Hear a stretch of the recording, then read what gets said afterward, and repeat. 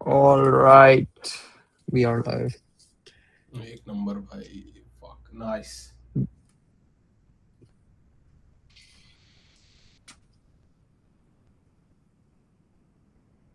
All right, so we were over here yesterday. We were trying to understand the GPU architecture.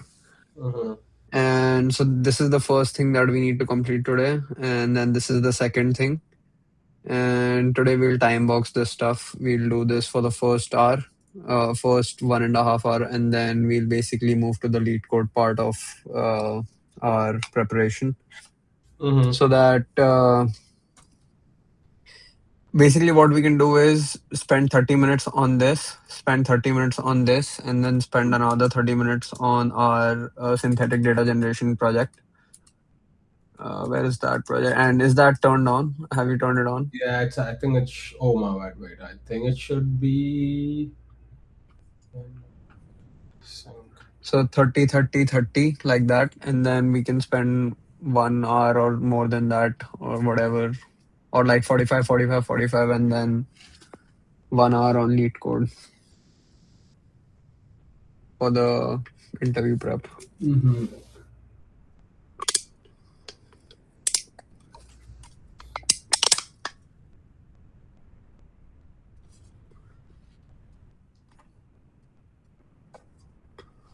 So you can turn it on. I'll start this in the meantime. I think it's going. It's.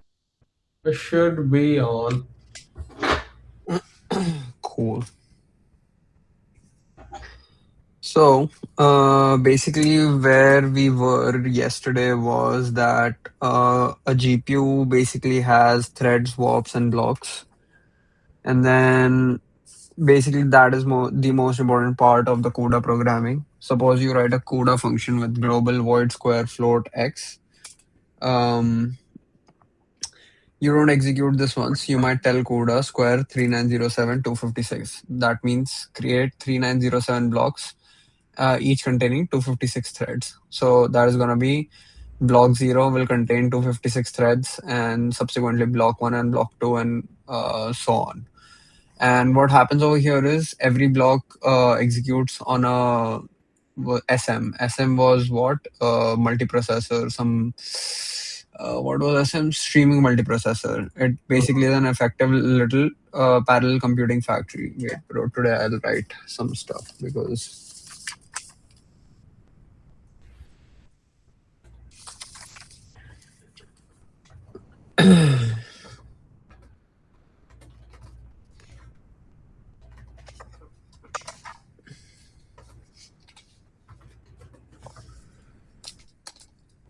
hmm.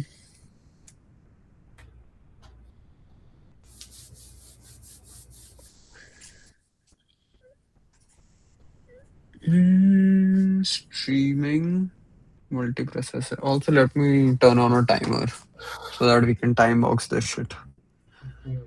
Every 45 minutes, we can take a small break and do it like that because I think Pomodoro method, Pomodoro. It's like 120, I guess. Dude, I use this method whenever I am like I have 45. strict deadlines. So I use this for our database project when we had to refactor our C++ code for Mm-hmm. one of our friend got plagiarism. Ex-friend. Nice. Yeah, I do NSM remember is that. effectively a little parallel computing factory.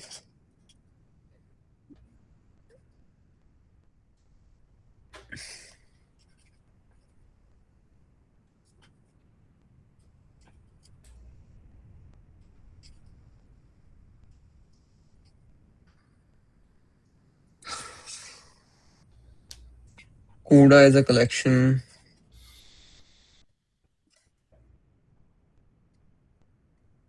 of SM.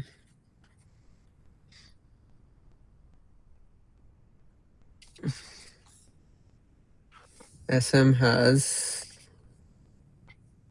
warp schedulers,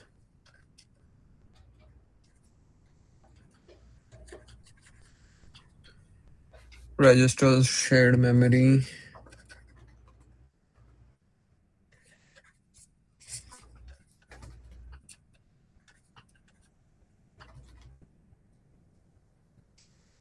L1 FP32 arithmetic units.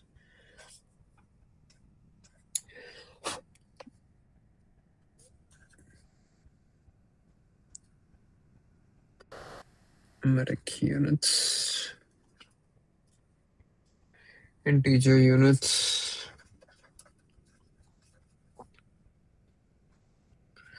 Special function units and tensor cores.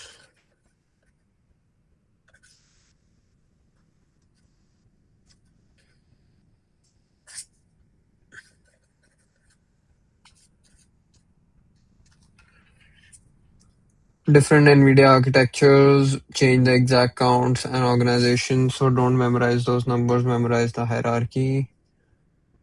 Okay, threads, valves, blocks, and grid. And okay, so the hierarchy is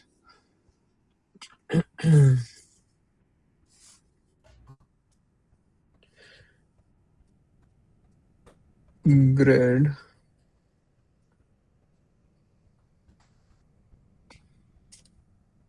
block,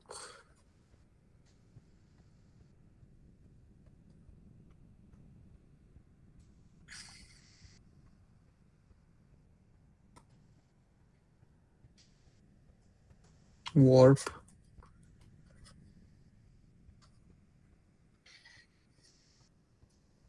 0, 32 threads,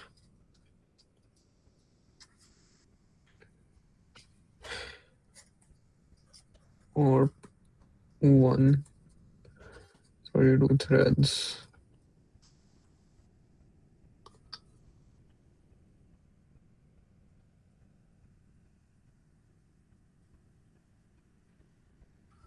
A warp contains 32 threads on NVIDIA CUDA GPU. The SM schedules and executes work in these warp-sized groups. Okay. A thread is a software execution context. Software execution context.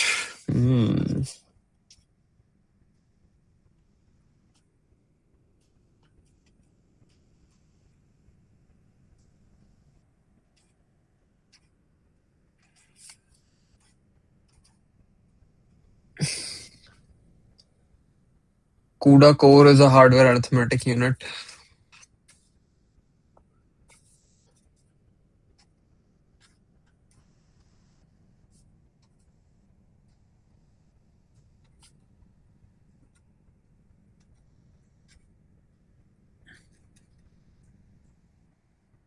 Thousands of threads flow through a much smaller collection of hardware execution units over time. Why warps matter, SMT. Here's where GPU programming starts becoming interesting. Suppose 32 threads form one warp. They execute YI. Okay.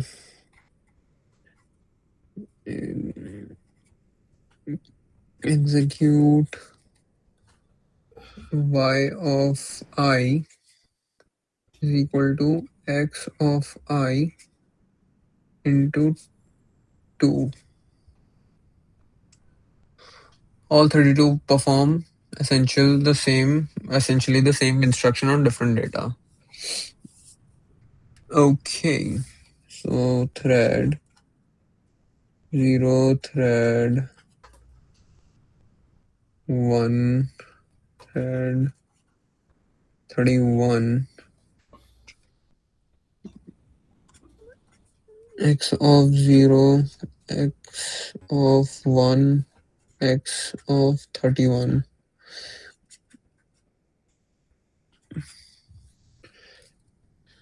Into 2. So basically all 32 perform essentially the same instruction on different data. Yes.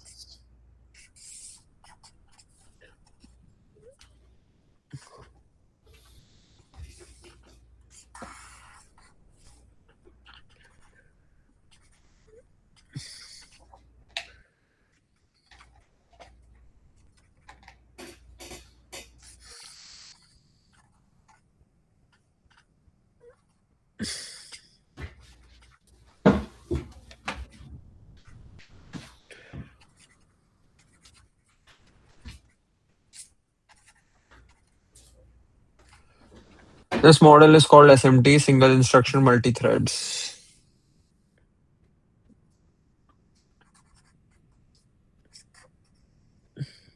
Single instruction.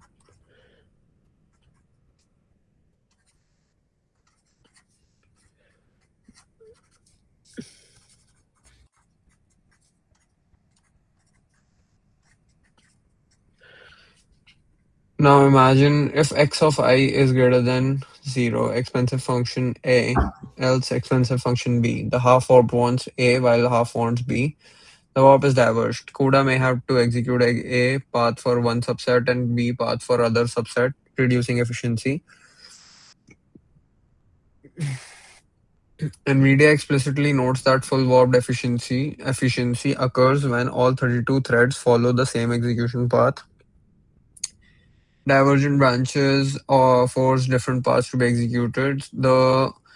This gives you the first GPU performance law. GPUs love a lot of identical mathematical work on different data.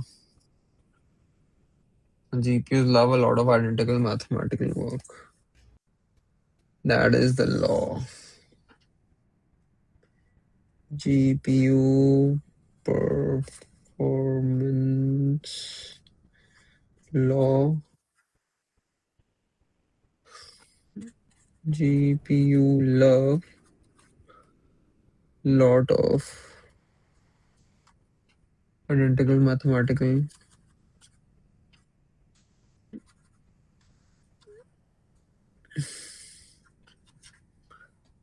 work on different data.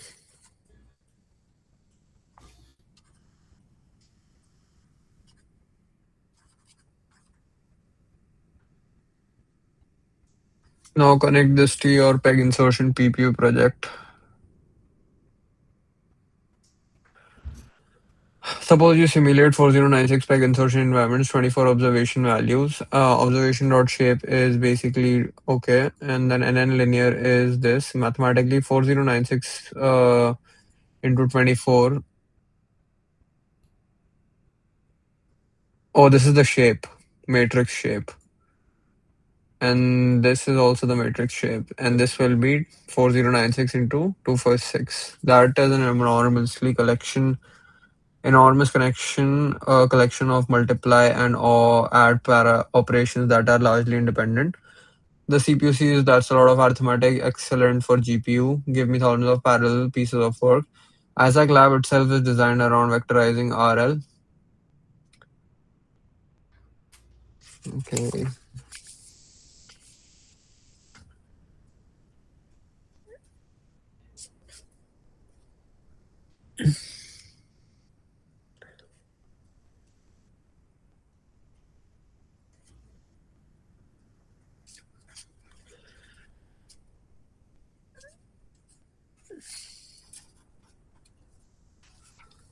Across large number of environments.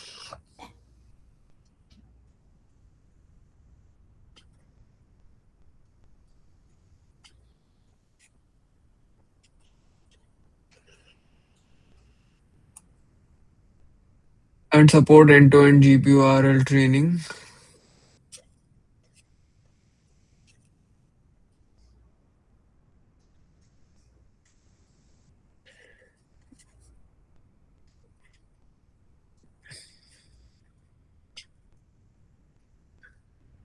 across thousands of environments.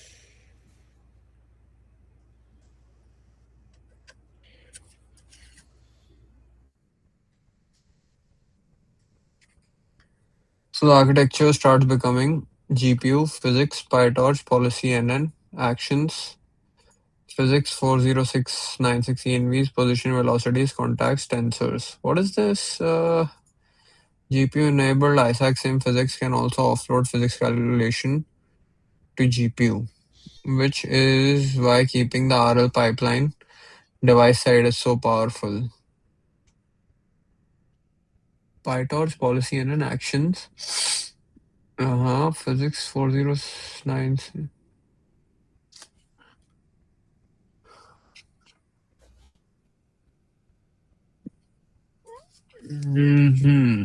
Okay. GPU enabled ISAC physics can also offload physics calculations to GPU, which is why keeping RL pipeline device side so powerful. The second architecture concept, GPU memory computation, is only half the problem. The other half is where is my data? Fast small registers, shared memory, L2 cache. Use this approximate mental hierarchy. Fast small registers, shared memory L1, L2 cache. What is L1, L2 over here? Dude, L1, L2 are memory cache that is usually in your CPU. So, Okay. do you remember in database we had FIFO and that First in, cache, first out. right? So that's what L1 Yeah. and L2 cache are over here. So, Okay. Registers, shared memory L1, L2 cache, GPU, global memory, VRAM, PCI, NVLink, CPU RAM, slower, much larger.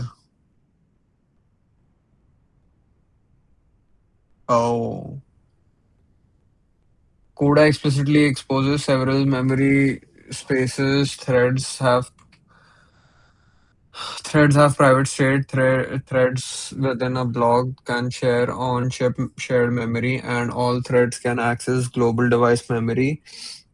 Global memory is much larger but has significantly higher access latency than on-chip shared memory. Uh, hmm, what is this? Oh, this is the CUDA programming guide, C++. Benefits of using GPU, bandwidth CPU. Okay, this blah blah blah blah blah blah blah blah.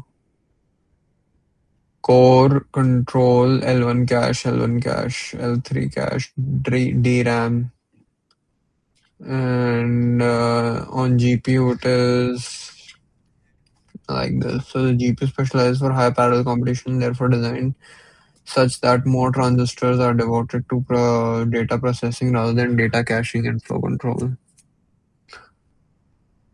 Oh, so this is all because of the higher level of transistors on GPUs. More transistors are devoted to data processing rather than data caching and flow control. The schematic figure 1 shows an example distribution of chip resources for a CPU versus a GPU. Loading more transistors for data processing, for example, floating point computations is beneficial. High parallelly computations, the GPU can hide memory access latency with computation instead of relying on large data caches and complex flow control to avoid long memory access latency, both of which are expensive in terms of transistors in general and application as a mix of parallel parts and sequential. Okay, so systems are designed with a mix of GPUs and CPUs in order to maximize overall performance. Applications with a high degree of parallelism can exploit this massively parallel nature of GPU to achieve higher performance than CPU. CUDA, a general purpose parallel computing platform and programming model. In November 2006, NVIDIA introduced CUDA, a general purpose parallel computing platform and programming model that leverages the parallel compute engine in NVIDIA GPUs to solve many complex computational problems in a more efficient way than on a CPU. CUDA comes with a software environment that allows developers to use C++ as a high-level programming language. CUDA comes with a software environment that allows developers. CUDA comes with a software environment that allows developers to use C++ as a high-level programming language. As illustrated in Figure 2, other languages, applications, and programming interfaces or directives based approaches are supported, such as Fortran, Direct Compute, OpenACC, GPU computing applications, libraries, CUDN and TensorRT, CUFT, CULA, Magma, MATLAB, Physics, Optics, IRA. VSIPL, okay, programming languages are C, C++, Java, Python, wrappers, direct compute. So CUDA can also be done in Python. Yes, brother. CUDA is PyTorch is a compilation of C++ compiled library. Whatever. That I know. Yes. So Okay. when we run any NN or anything like any linear or training model, it's basically using CUDA in the backend, and that's why whenever you type, like you have to check do you have CUDA available or not using PyTorch. Torch.CUDA available is the command that helps you verify that Mm-hmm. it's CUDA available. If not, then it will be using CPU. Mm. CUDA enabled NVIDIA GPUs, Tesla A series. Yes, brother. Tesla. Scalable programming model, the advent of multi-core CPUs and many-core GPU, blah blah blah blah. Multi-thread CUDA program, block 0, 1, 2, 3, GPU with two SMs. 0 SM1, block 0, block 1, 2, 3, GPU with four SMs. Ah, automatic scalability. A GPU is built around an array of streaming multiprocessors. See hardware implementation for more detail. A multi-thread program is partitioned into blocks of threads that execute independently from each other so that GPU with more multiprocessors will automatically execute the program in less time than the GPU with fewer multiprocessors. I see.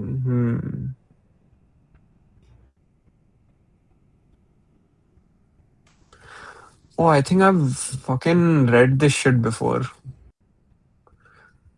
I Deja think vu. when I was like Yeah, you might have very, because like Transformers also requires CUDA.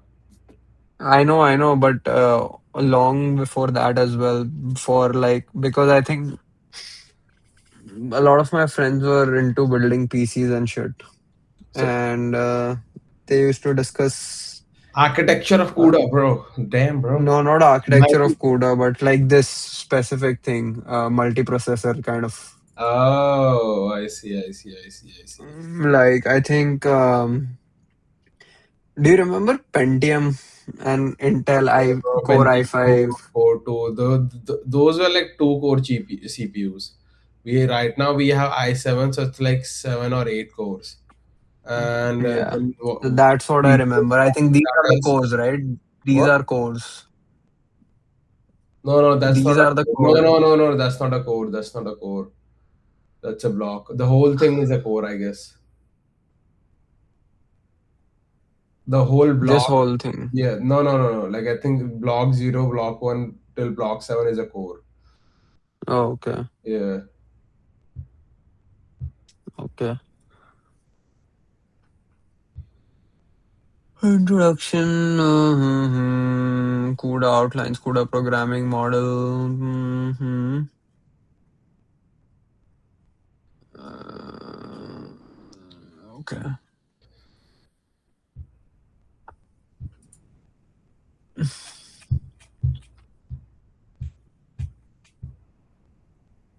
Okay, I think that is enough for that. Okay. These are extremely fast storage associated with a thread. Conceptually, float A, float B, float C is equal to A into B. The compile wants values like these sitting in registers. Shared memory. Threads inside one block can cooperate using it.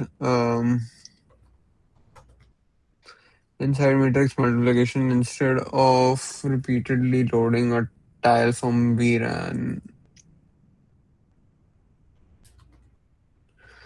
Threads cooperate, VRAM shared memory, many threads reuse same data. I think this is how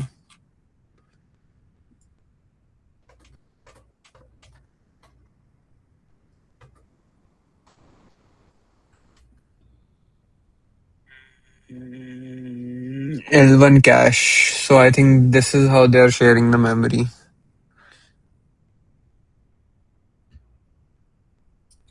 Okay. L2 cache. Registers are extreme. These are extremely fast storage associated with a thread.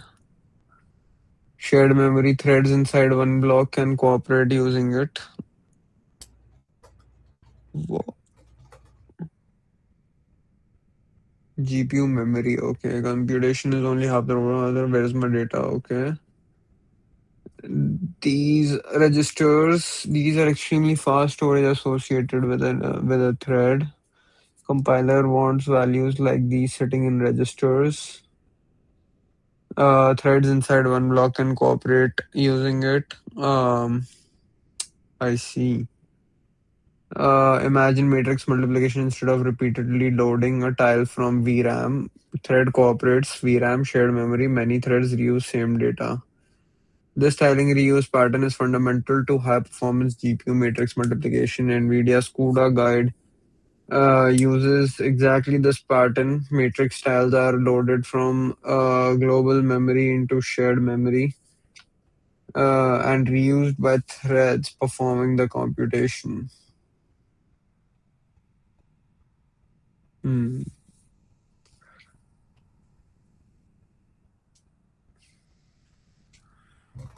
VRAM slash global memory. This is where your large PyTorch tensors live.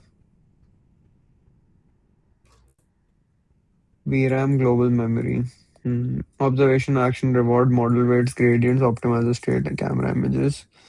GPU has 32 gigabyte VRAM.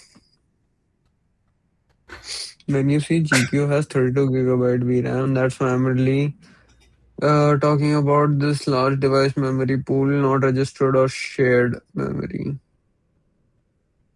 Uh, I don't understand this. VRAM global memory. This is where your PyTorch tensors live.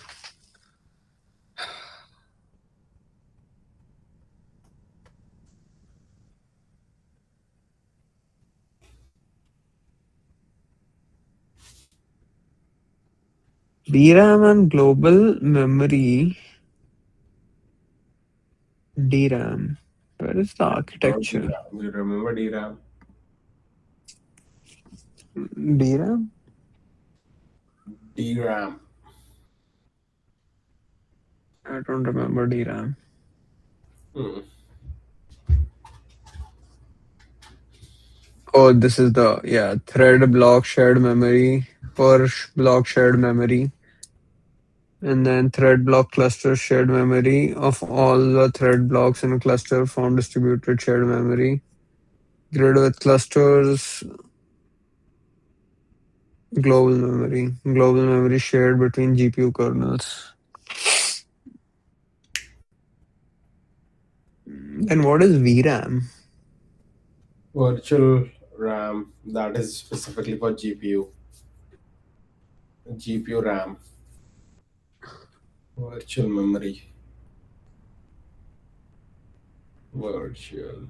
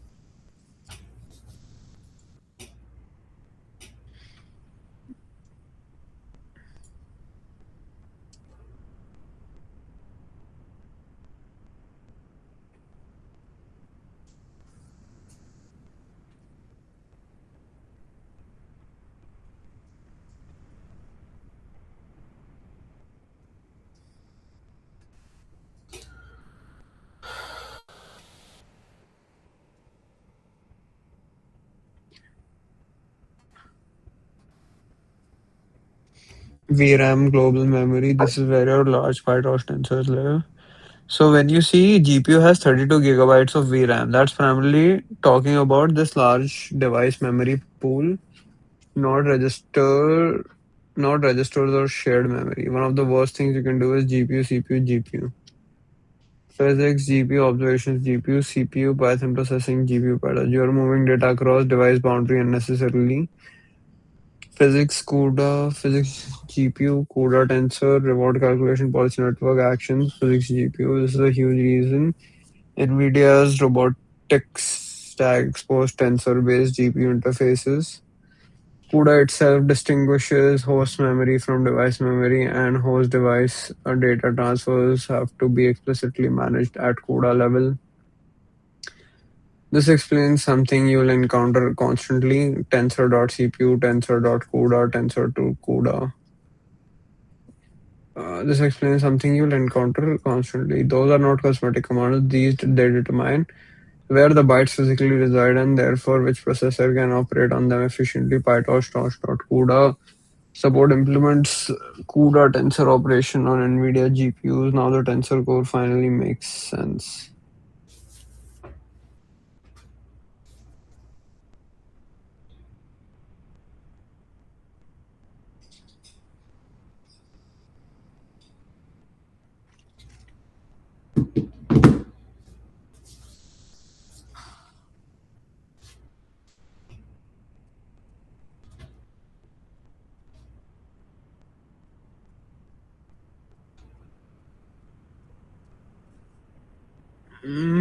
This is a huge reason NVIDIA's robotics stack exposed tensor-based GPU interfaces. CUDA itself distinguishes host memory from device memory, and host/device data transfers have to be explicitly managed at CUDA level. They determine where the bytes physically reside and therefore which processor can operate on them efficiently. Now the tensor core finally makes sense. A normal CUDA arithmetic unit can perform gentle floating point arithmetic, but neural network repeatedly performs D equals to AB plus C over matrix tiles. Mm.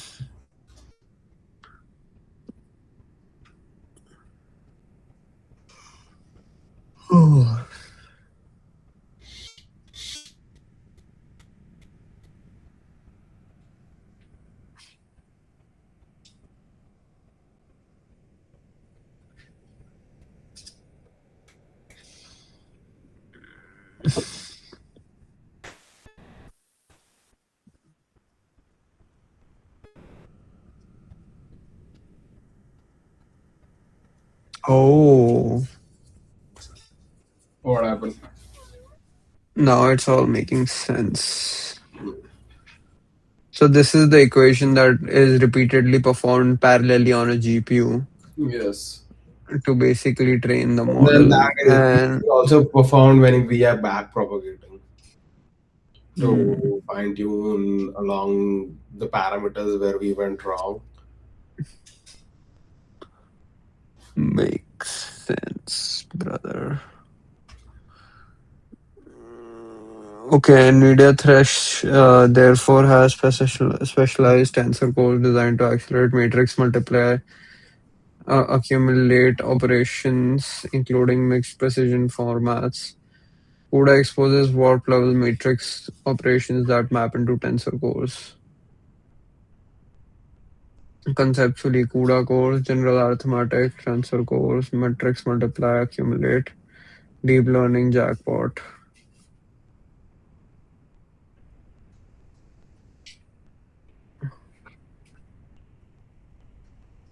Hmm.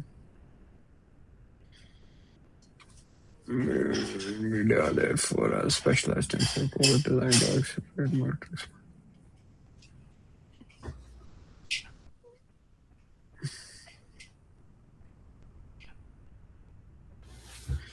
This is why all discussions you had around FP32, TF32, FP16, BF16 matter.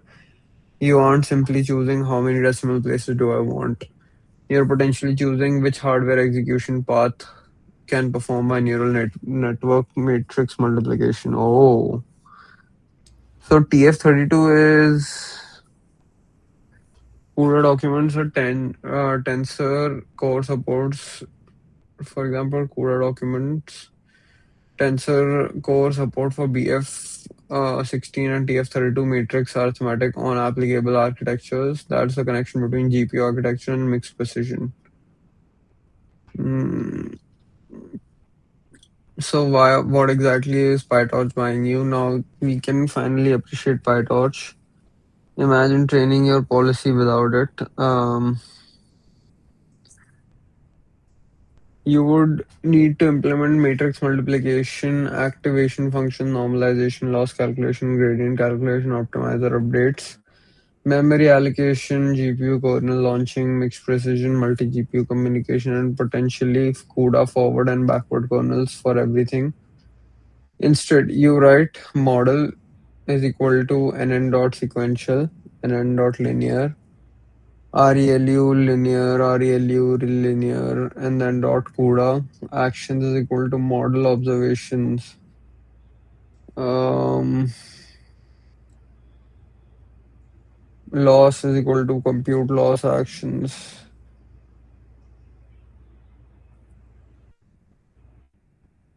Loss dot backward optimizer dot step. The tiny amount of Python orchestrating an enormous amount of GPU machinery. PyTorch provides us tensor abstraction. Okay. PyTorch provides the tensor abstraction, CUDA tensor support, neural network primitives, and reverse mode automatic differentiation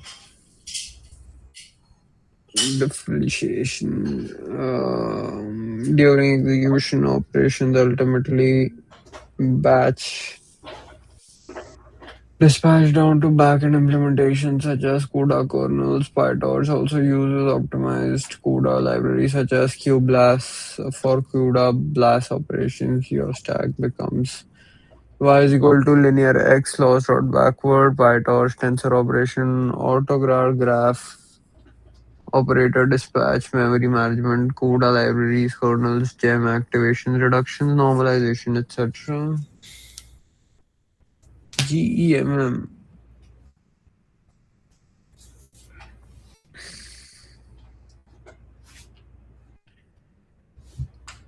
activations reductions normalization etc. GPU SM warps execution units tensor cores FP units. That is the real value of PyTorch. It doesn't replace CUDA, it uses CUDA for you. Mm.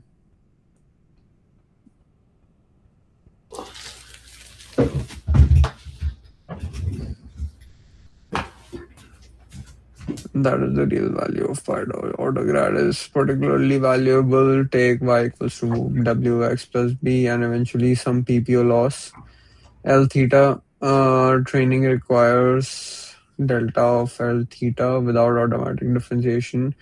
You would have to derive and implement every backward propagation. PyTorch records the relevant computation graph and uses reverse automatic differentiation to calculate those gradients. So loss dot backward might result in many GPU kernel performing like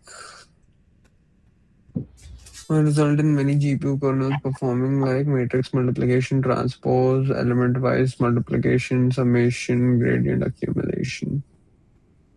You typed one line. Loss dot backward, matrix multiplication, transpose, element-wise multiplication, summation, gradient. That's one of the reasons PyTorch is so valuable for research. You operate at the level of mathematical models, not GPU instruction scheduling. Uh,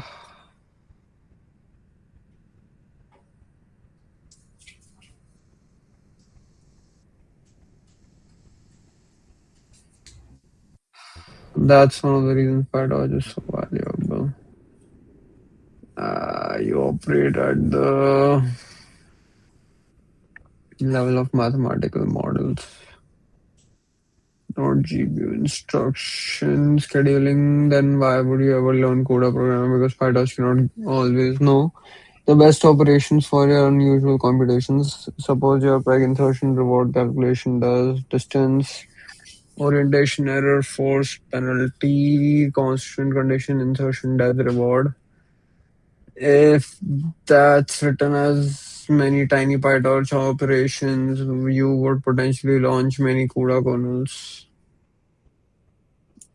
for sufficient Performance critical specialized workload, a custom fused operation could conceptually do.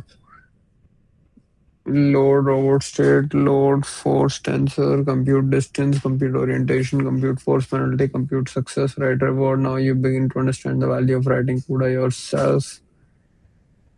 Not yet.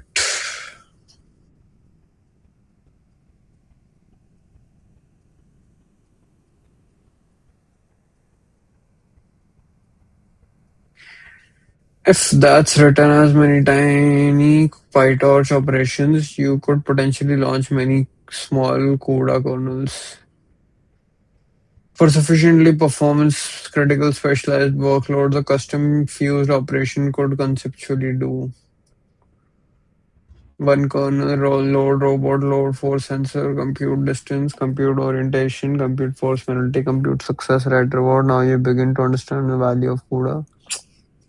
CUDA is somehow better than okay. CUDA lets you control exactly how a custom computation maps into GPU threads, memory, and synchronization. PyTorch explicitly supports custom operators whose implementation can ultimately call CUDA kernels when the level of extension is needed. NN.torch. Lost or backwards. Okay, okay, okay. There are three separate GPU workloads in the robotics direction you're pursuing: robot learning path, simulation, neural network, and data processing. Collisions, rigid body, dynamics constraints, contact forces, MLP, policy inference, world model gradients, observations, rewards, point clouds, camera tensors, transformation. All three may use the same GPU, but they have different computational characteristics. Oh,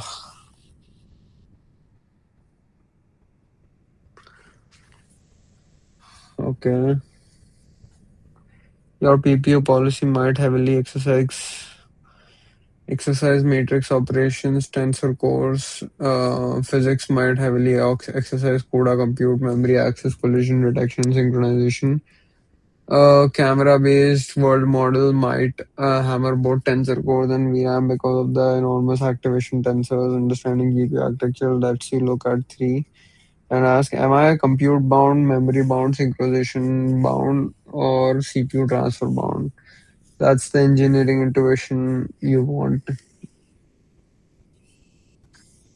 World models make this even more important. Suppose later you work on a transformer based robot world model. Attention contains operations of the form Q K to the party, soft max function. Oh, this is all coming back.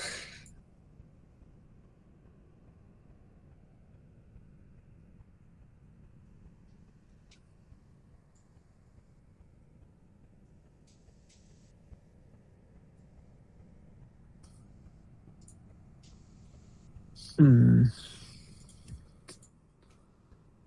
Those are again huge matrix operations. So your conceptual chain becomes transformer, attention matrix, PyTorch, CUDA backend. Tensor core operations works on SM. Suddenly GPU architecture is an unrelated systems topic. It is literally the machine executing the executions. The equations in the papers you are reading, what you should learn and what you can ignore. CPU versus GPU parallelism, latency oriented versus throughput oriented thinking.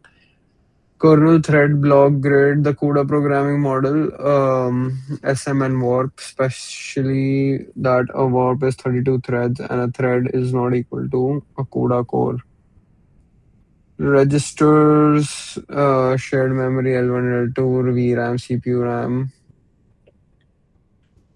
Coalesced axis and warp divergence. Why apparently equivalent CUDA programs can have wildly different performance.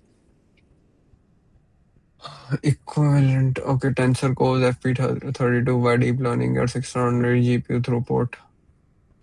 PyTorch tensors autograd CUDA dispatch.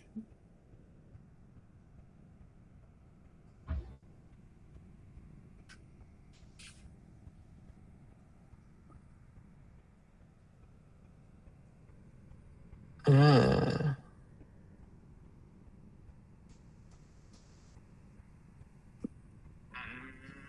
A GPU consists of many SMs. CUDA launches kernels containing thousands of millions of threads, group of those threads into blocks, and the hardware executes them in 32 thread warps on the SMs.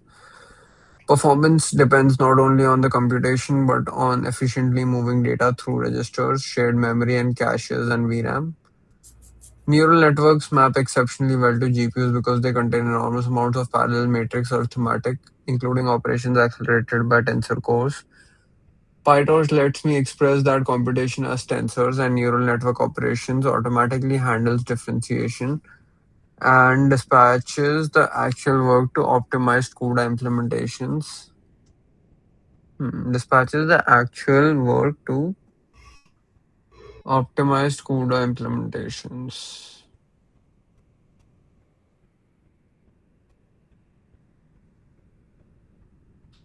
Dispatches the actual work to optimized CUDA implementation. I write CUDA myself when I need tighter control over specialized GPU computation. If that paragraph makes sense, you've already crossed the biggest conceptual barrier. Next, I will teach you one tiny CUDA kernel. The highest value next lesson is to make something from your peg insertion pipeline and implement it in three ways. uh, Python loop, vectorize PyTorch, and CUDA kernel. Then we'll inspect exactly what happens to data when the data at thread, warp, block, SM, and memory level. That's where this becomes intuitive rather than theoretical. Hmm.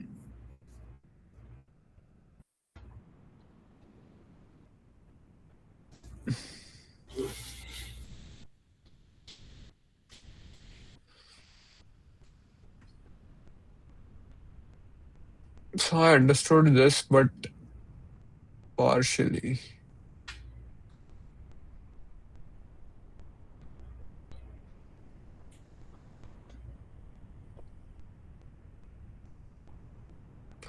Performance depends not only on the computation, but on efficiently moving data through registers.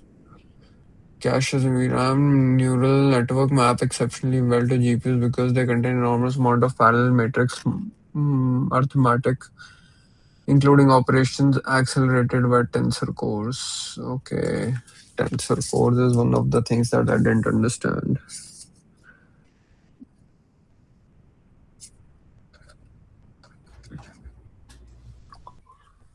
PyTorch lets me express that computation as tensors. So tensor cores are cores that are specifically meant to do tensor computation, like matrix multiplication. That's what it means over here. Like they are only doing matrix multiplication. That's it, nothing else. Where you have different types of cores that might do single threaded process or anything else apart from basically normal tensor operations. So we have Google GPUs, right? Google Trainium GPUs. They are really good at doing matrix multiplication because their tensor cores are highly accelerated. Hmm.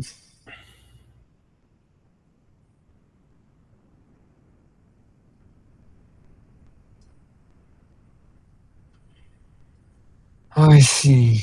So we completed this, and it is 45 minutes. Like Mm, the timer went off. mm. I'm gonna take a 5 minutes. 2 minute break Holy shit! It's and 8 a.m. already. hmm, Stuff happens. and then we can resume this one. I think this should make more sense, I think now. Oh fuck.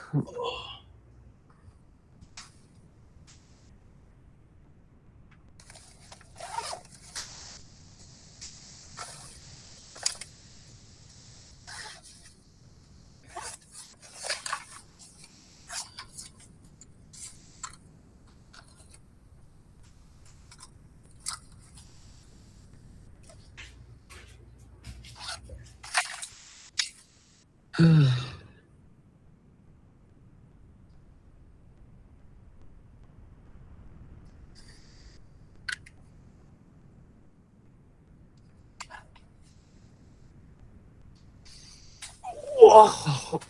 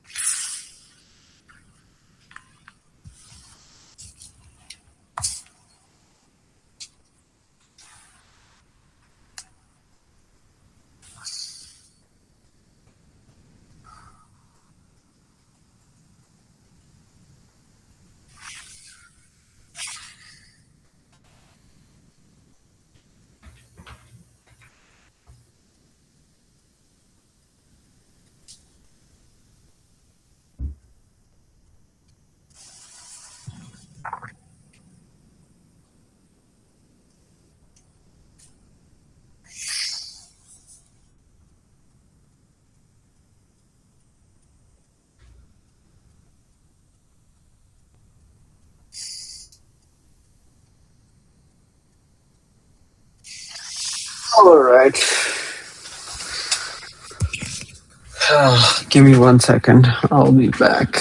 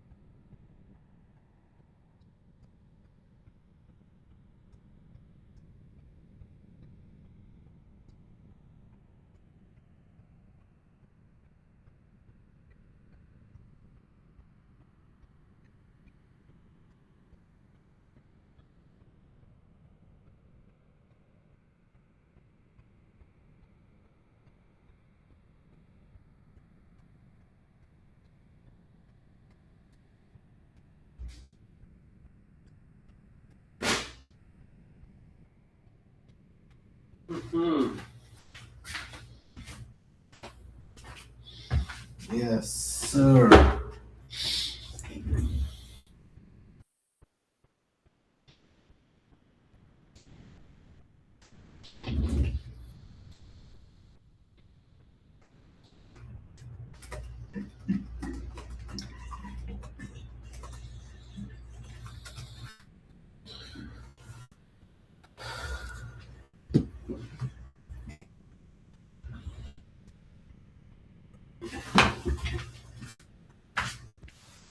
Yeah.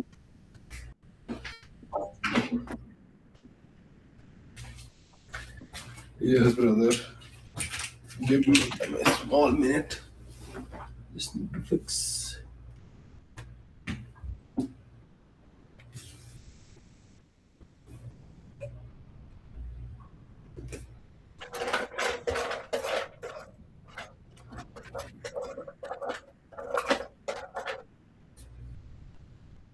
What are you saying?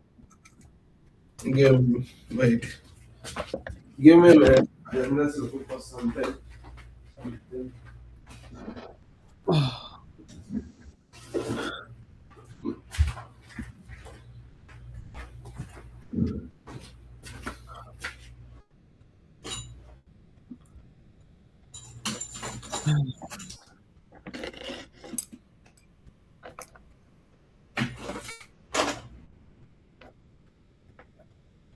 What the fuck? Oh.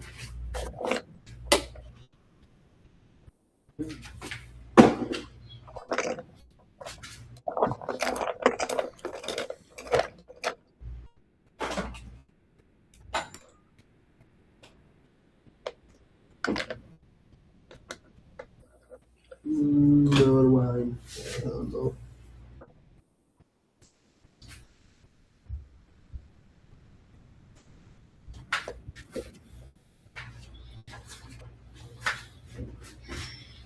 Okay.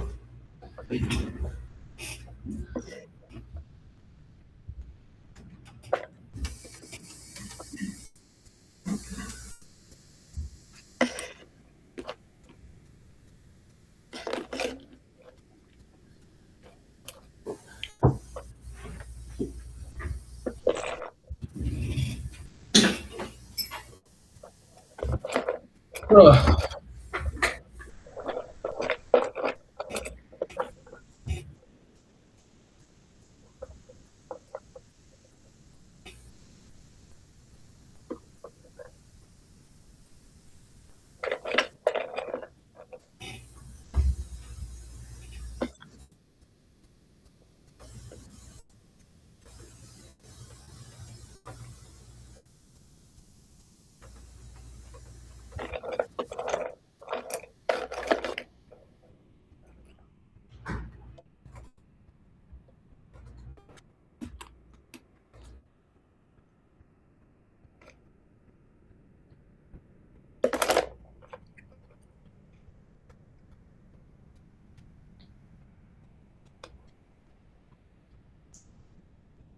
What happened? Nothing, bro. I was trying to loosen up the monitor arm so that I can move it freely. Now it's like I think it's perfect now. Hmm. All right.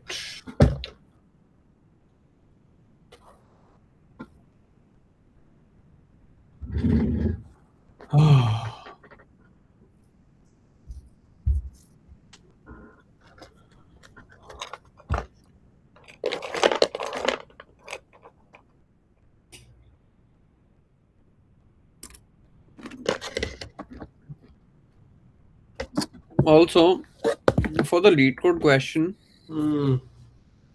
what website do we use? Like if lead code, if the question is available on lead code, if the question is not available on lead code, then we just look up on internet that what question is it, and then spin up it in a compiler and open ChatGPT next to it Hmm. to help us set up test cases and everything. Like maybe to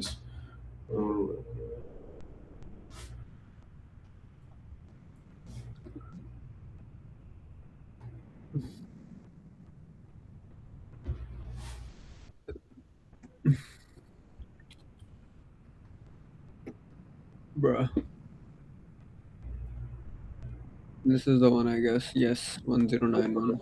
This was asked in Skilled AI. Mhm. Hmm. So I think first we should take a look at BFS algorithm once.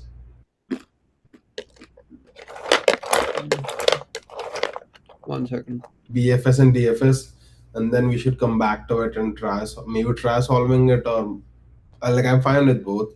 But the most important thing over here is to like in the first understand the BFS algorithm, and then once we have that, then we can try solving it. Mm. But we'll use Python for starting.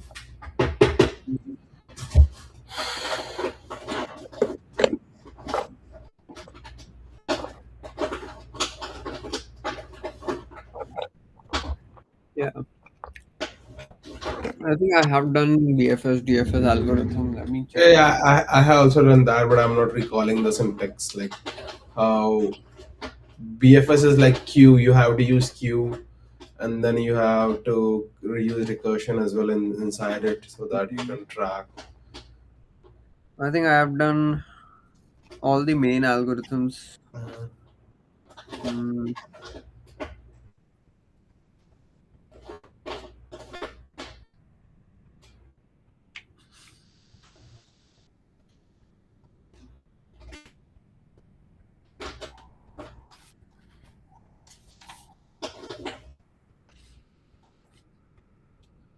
2 pointer sliding window. Mm,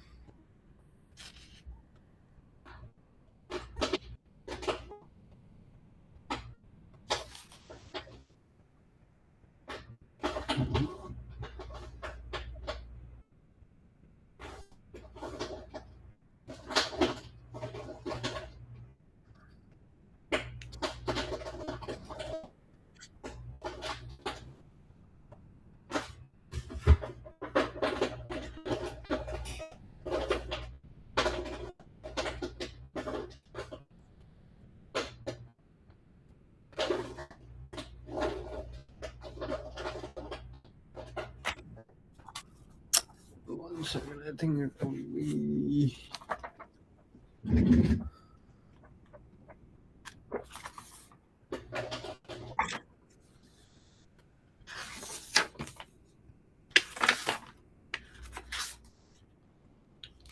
Bruh.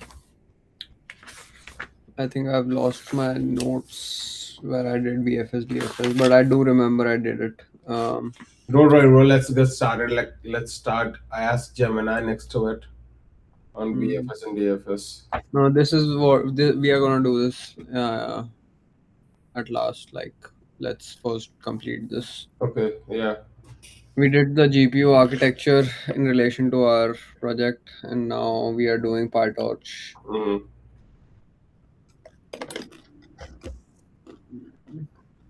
Hmm. I think this should make more sense now.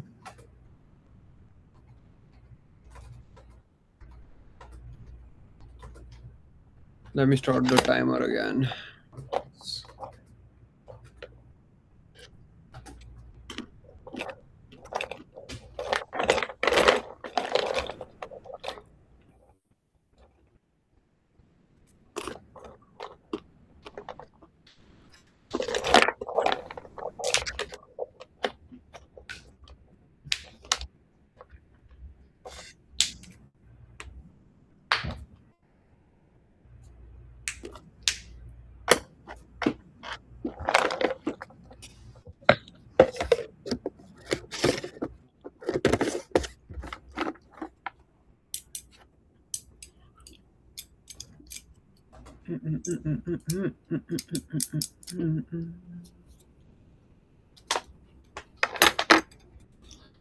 Oh, I want to feel energetic. I don't know.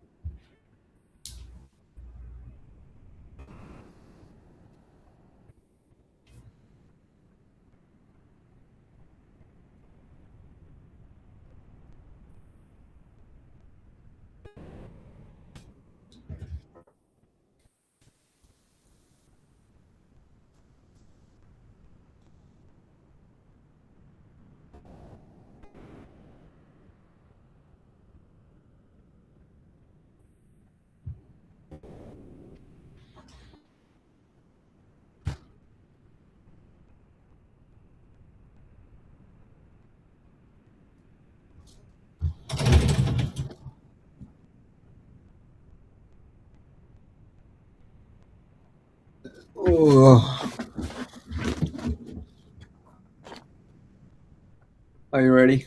Yes.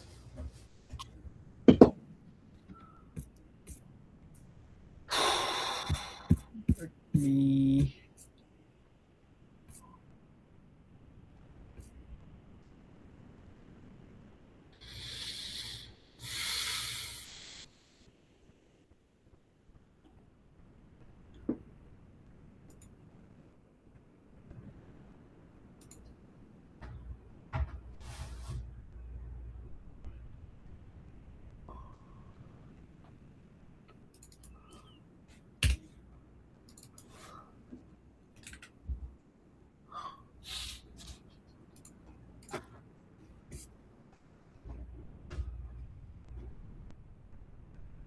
All right.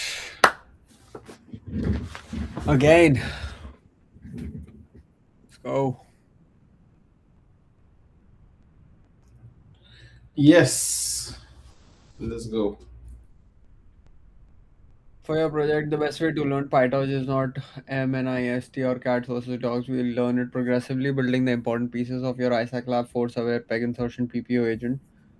SXM, physics, robot state force, torque tensors, PyTorch tensors, actor neural network, robot actions, environment advances, reward plus next observation, PPO rollout buffer, PyTorch loss dot backward, optimizer dot step, better policy. PyTorch is essentially the numerical and neural network engine underneath the learning of the part of this pipeline. First, what exactly is PyTorch doing? There are three different pieces that are easy to mentally mix together. ISAC Sim physics simulates, ISAC lab organizes, PyTorch handles. So ISAC Sim simulates Franca, peg, insertion, peg and hole, collision, friction, force, torque, rigid body, blah blah blah. Okay.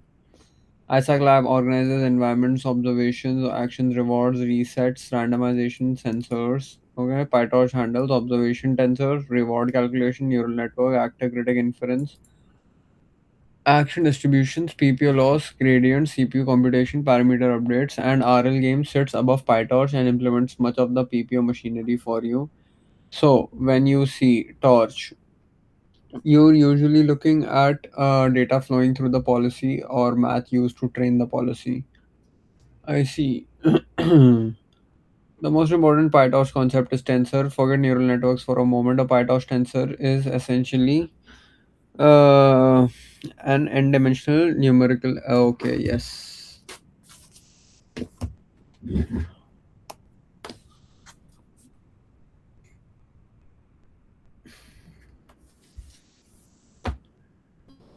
Tensor is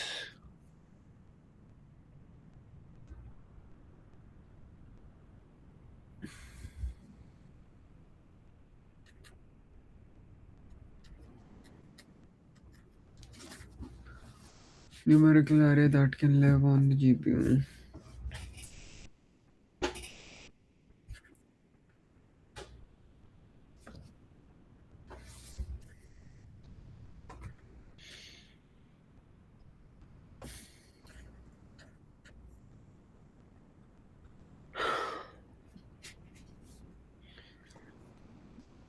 So import torch x torch dot tensor print x dot shape. So this is gonna be the shape torch dot Like, size 3. if you want to like play with PyTorch, you should open a compiler next to it, like Google Colab or something. Mhm.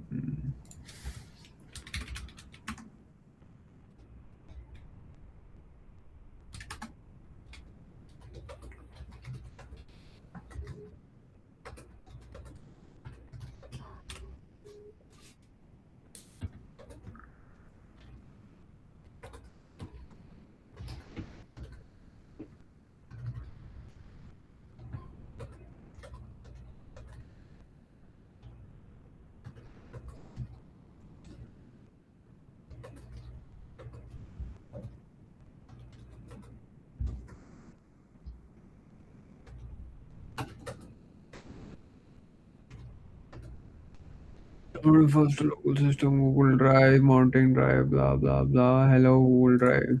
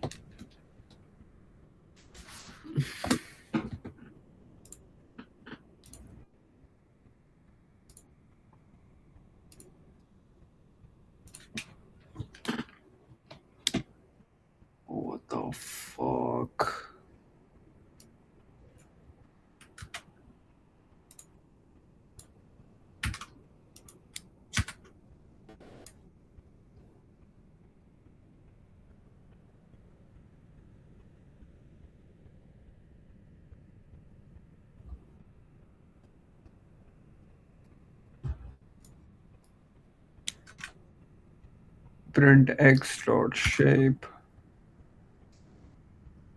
torch size 3. Hmm.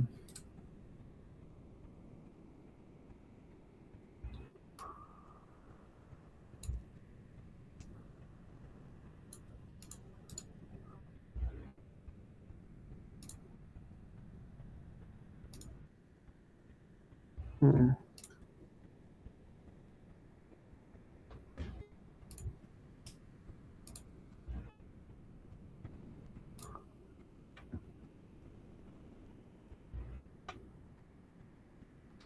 Now suppose one robot observation is 24 numbers. Then one robot might have observation dot shape 24.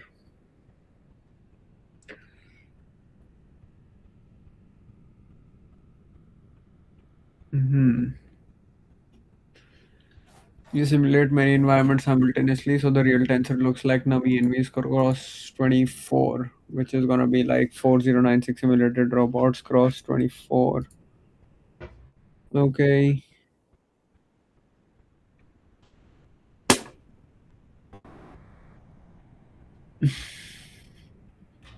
That one idea explains a huge amount of Isaac Lab code. Your project currently has a 24D actor observation, 61D privileged critic state, and 7D action vector. So conceptually, you're dealing with tensors like actor observation shape. Nami 61, 24, 61, and 7. First dimension is almost always with simulated environment. Second dimension is which feature. PyTorch perfect for Isaac Lab for ion range. Imagine calculating contact force for 4096 robots using ordinary Python for I in range. This calculate force. Instead of PyTorch performs the calculation simultaneously force dot shape. Suppose force dot shape, and then where each row contains fx, fy, fz for like 4096 robots. Force magnitude will be calculated with Euclidean. This is a Euclidean thing that we did yesterday. Mm-hmm. Uh, Torch dot linalg vector normalization The last force so dimension dimension. minus one means the last dimension. The last dimension is the one that we are trying to normalize. Hmm. Last dimension of what? The tensor. Oh. So force is your tensor. You have 4096 and comma 3. So Yeah. you are taking the last dimension that is 3 over there, and you are Hmm. normalizing those three values, that is fx, fy, and fz. That's how you're doing it So over. why is this minus one? Because you're picking up the last dimension, right? So you remember how in Python you can do colon colon bracket minus one to get the So why? last Okay, I think I remember what this is. So one way of indexing is 0 and 1, right? And another way of indexing is like starting from minus 1 at the end and then doing minus 2, minus 3, yeah. right? No, So if no, I no, did no. mine, That's not indexing. The So like minus one is that's only in Python. Like I don't know what you're talking about, or maybe I'm confused. But zero. bro, like when I think I have studied that if we are indexing a list, right? Like for Mhm, example, this is A, B, C, mhm, D, right? mhm, So one way of indexing is doing 0, 1, 2, and 3, mhm, right? But another way of indexing is you start from the last element and you name it minus 1, and mhm, then do it minus 2, minus 3, and minus 4, something like that. mhm. So this is also a way of indexing. Yes, yes. So we are gonna pick up minus one dimension. That means the last element or last shape Yeah, that we have over there, and that so is what I that's was gonna be a asking. tensor with three elements. That is fx, fy, and fz. And then we are Hmm. gonna take the normalized value of that tensor. So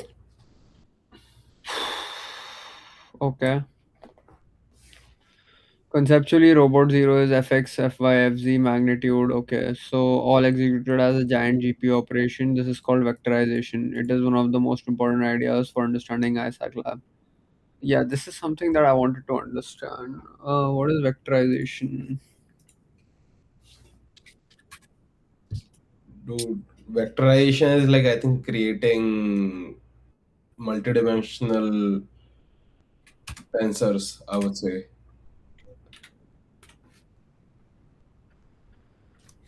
Process of converting raw non-numerical data like text or categories into numerical This vectors. is No, that is embedding. not. Like, this is the same thing. Like, This I is think different. you have No, to this is different.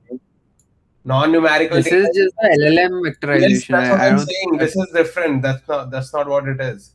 And I thought the Exactly. Yeah. same earlier, but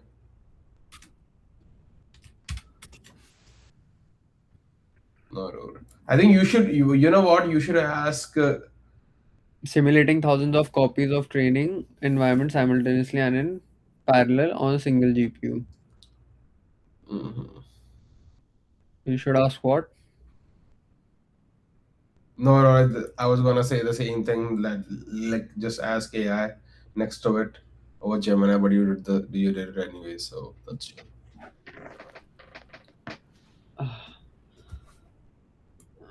Actually, I'm gonna ask.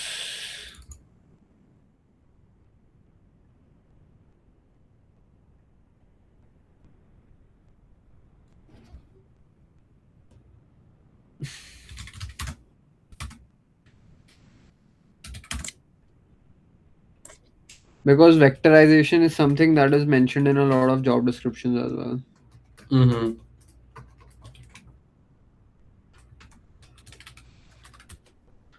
Are you able to vectorize environments?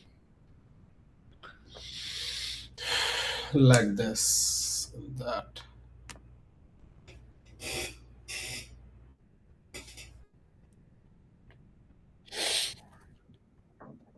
Doing math on massive group of numbers all at the exact same time.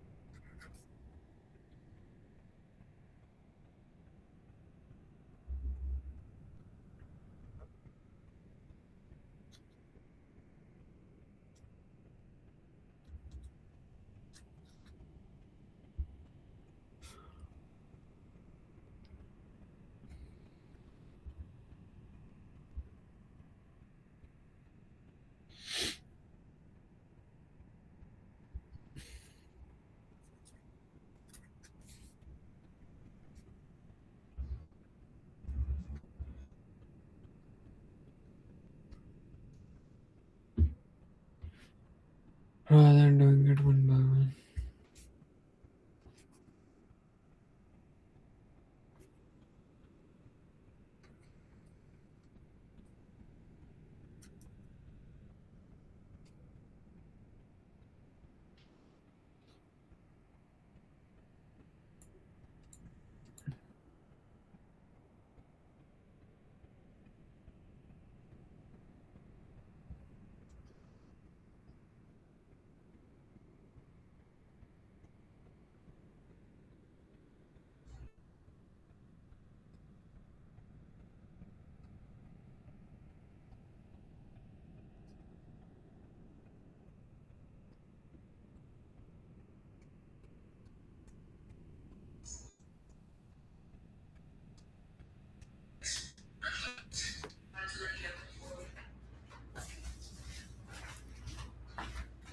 Okay. Got it, bro. I understand what vectorization is. Okay. What's vectorization and how are we using it?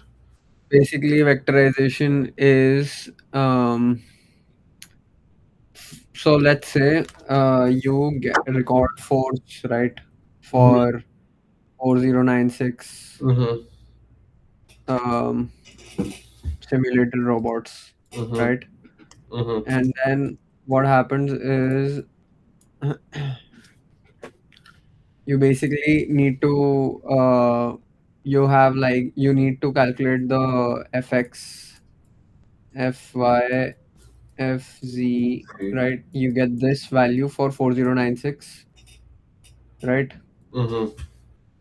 And now you need to calculate the root of, because you are calculating the Euclidean force, so you have to calculate the root of that fx square plus fy square plus fz square, right? So you are calculating this, but you have to calculate this for 4096 robots, Mm-hmm. right? So that what happens is basically what PyTorch like this line, basically what it does is where did it go? This line.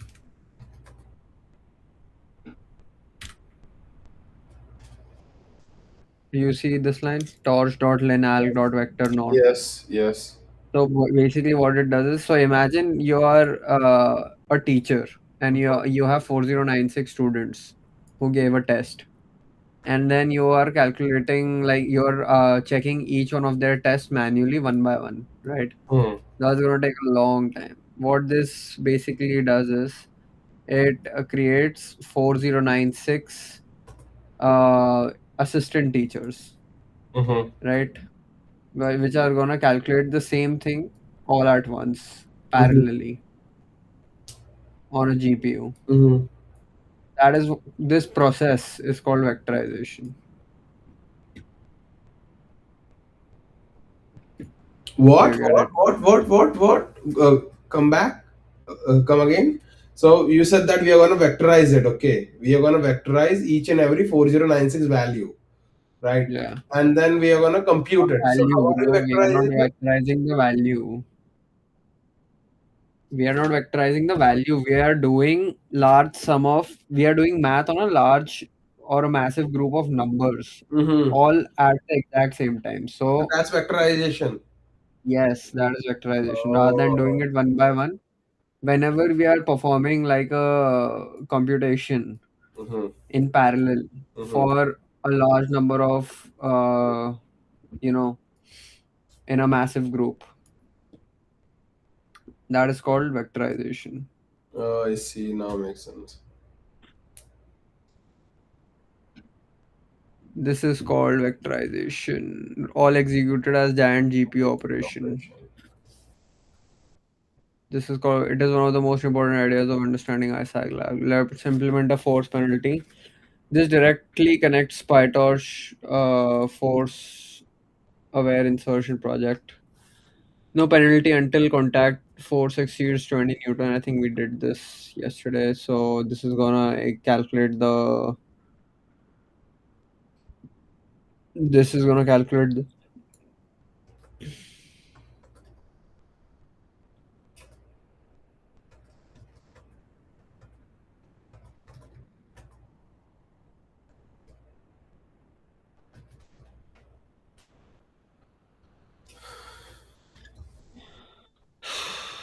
so so then we get the excess force.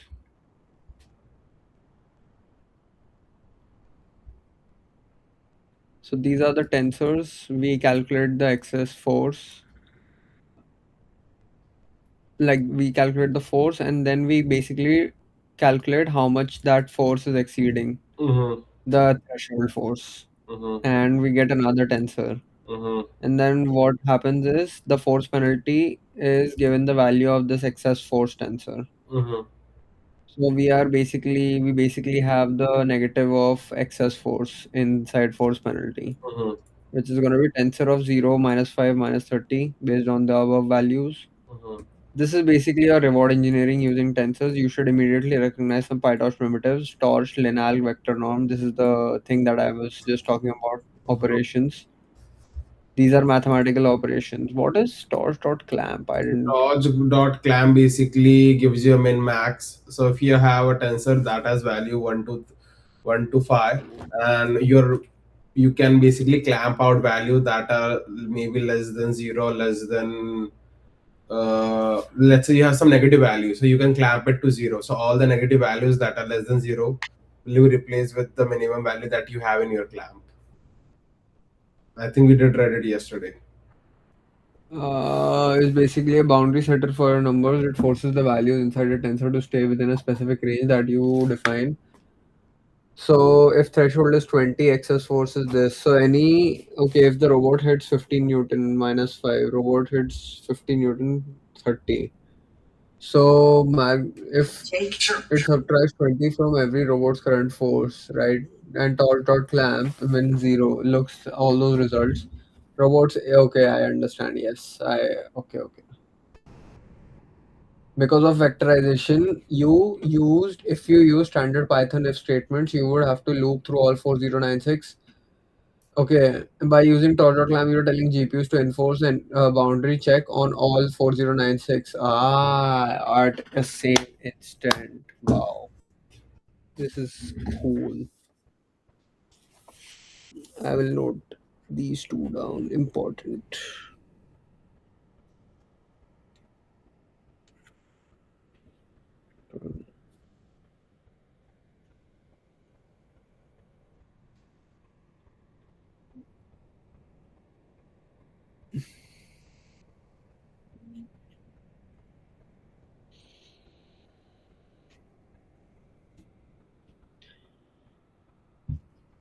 Mathematical GPU operation.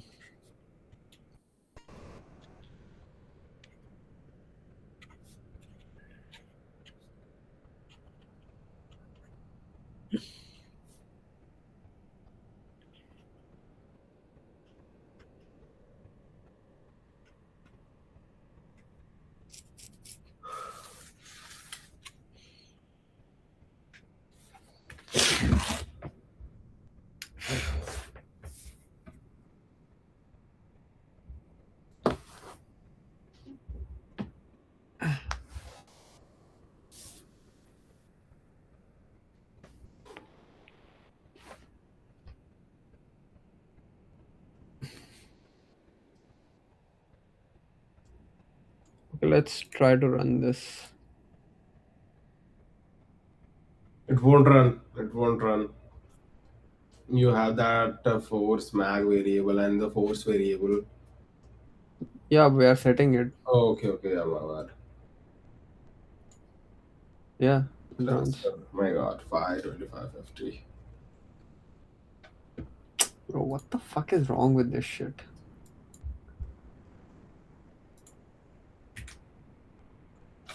Excess force. Okay, did we do clamp? Yes, torch.clamp.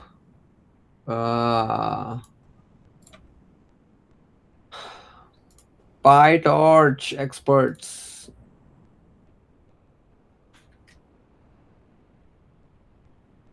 Oh no, not this.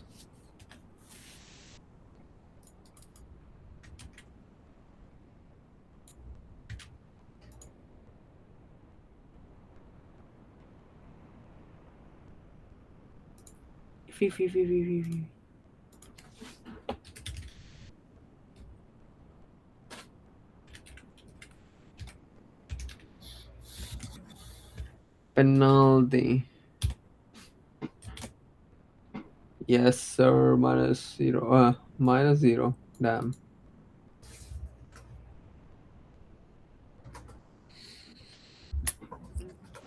Indexing tensors. This becomes extremely important when reading Isaac lab code.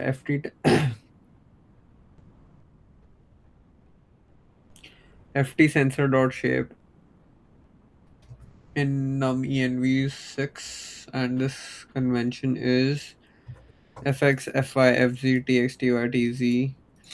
force is equal to ft tensors, torque is equal to ft tensors from 0 to, okay, so this is force, this is torque in every environment. Ft sensor is 0 to 3, give column 0 to 2 for every robot.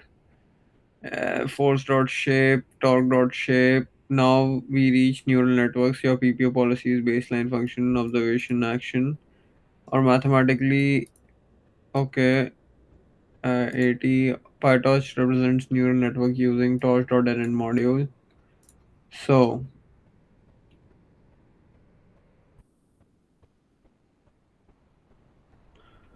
a simplified actor could be, so this is the whole actor, or this, Mhm. in which we are feeding 256 or 24 numbers, and it's feeding out 7 action numbers. Ignore the exact hidden sizes, I'm using them for illustration. Look carefully at, bro, where is this code inside our thing? What? That linear. It's not inside our code. It's In inside. Isaac lab code, right? Yeah, it's inside RL games. But it is there. Right, I'll show you. Where Force by RL scripts, RL games, train.py. Yeah, open it. train, or is it train RL? I don't remember.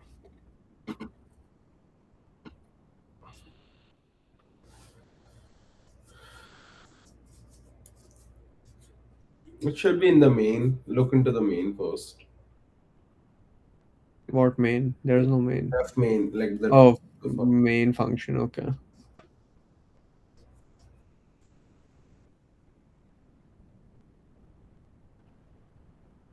If these are all if. Go down, go down, go down. Configuration. Now I think yeah, we are making the gym and then start. Yeah, it's in gymnasium. I think it's in gymnasium. Like there is a library that we are importing gymnasium, and that library has that neural network inside it.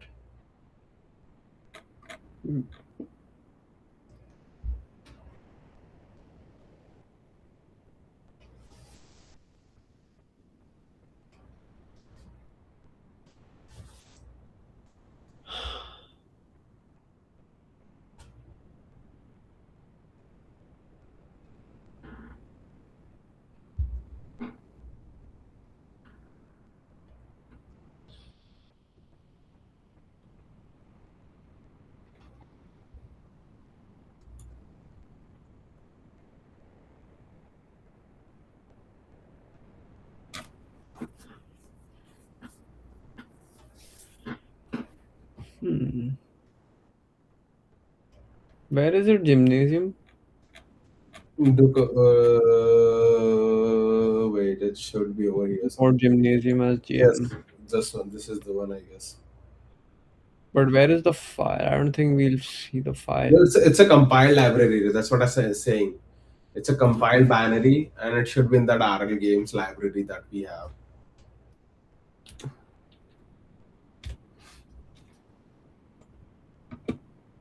Yeah, this one, right? Yes.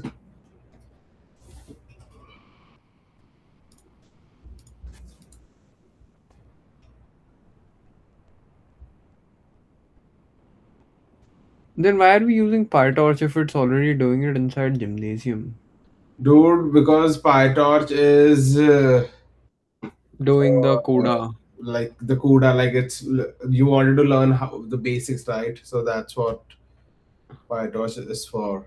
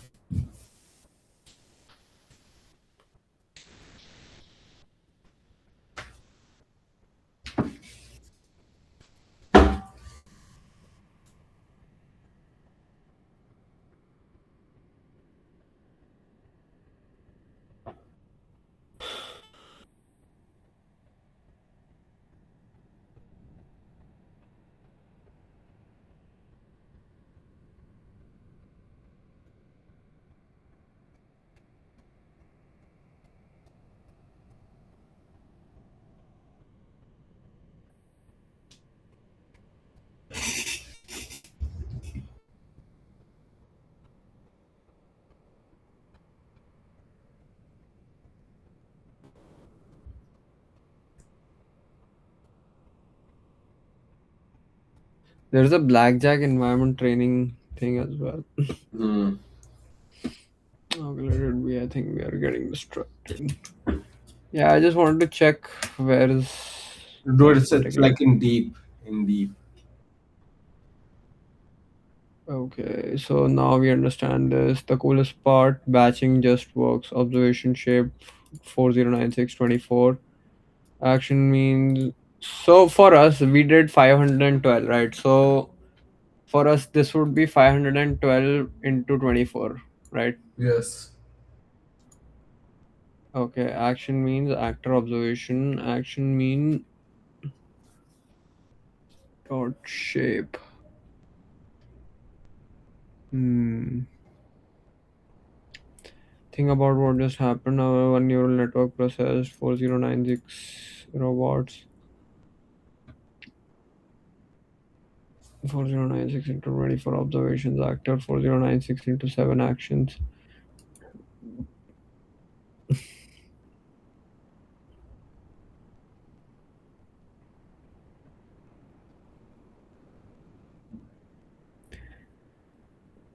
Suppose observations shape this, then action mean is equal to actor observation. Okay.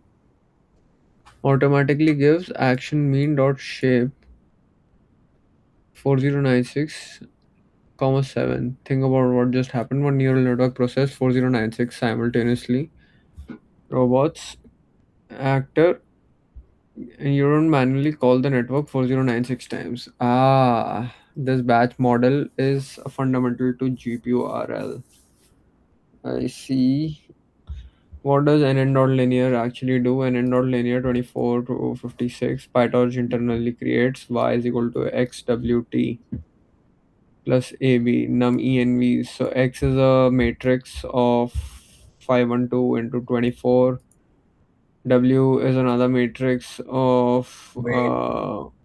256, comma 24. B is 256. Num env is 256. Okay. Values inside W and B are the things that robot learns. Mm,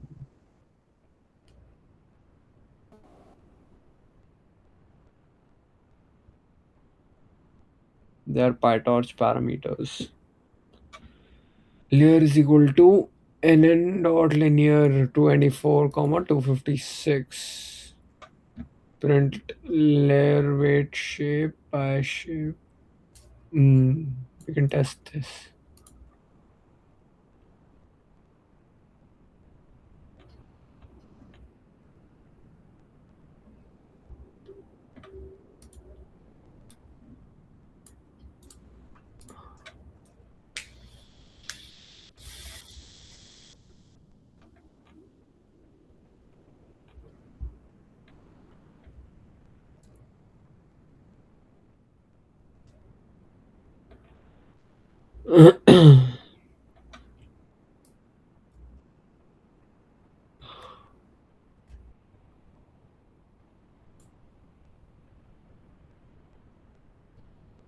It is not defined. Oh, my bad.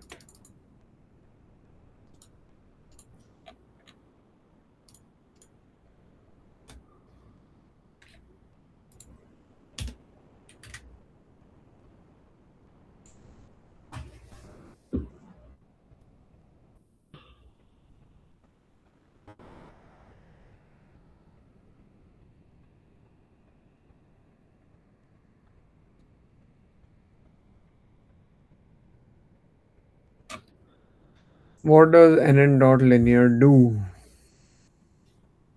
Internally create. I don't understand this part. What does it mean? PyTorch internally creates. What does it create? Like where does it create it internally? What linear? This y is equal to xwtb. Dude, this is a C++ compiled library. That's what I'm saying. Like it does the maths and everything. Like you can ask what is the C++ pseudocode for this thing, and you will get it. Okay, the values inside w and b are the things robot learns. So whatever you, so if you do x dot W, right? How will you compute it, right? Mm-hmm. That is going to be the coding logic that is pre-compiled or pre-baked inside PyTorch. When you are doing a dot matrix multiplication of a weight and your x, that is a variable.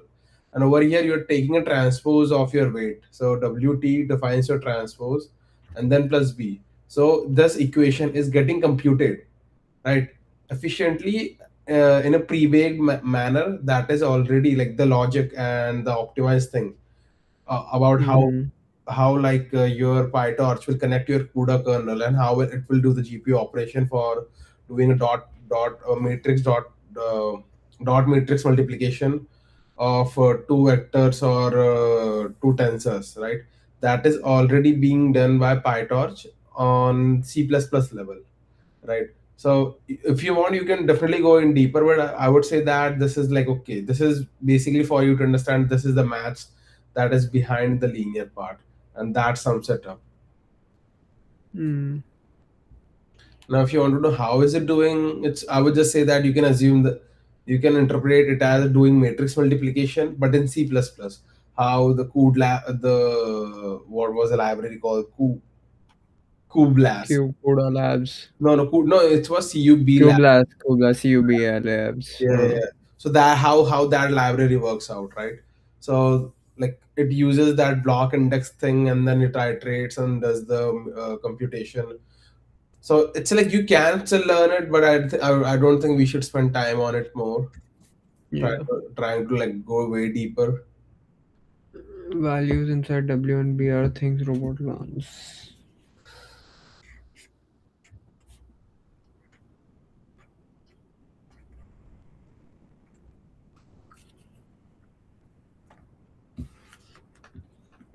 Check them. Let's check them.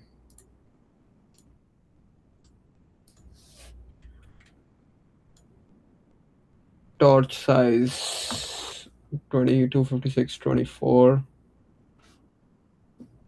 256. Mm-hmm.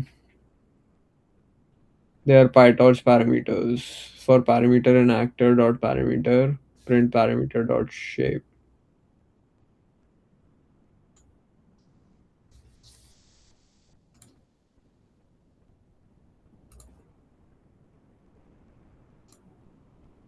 Return over here.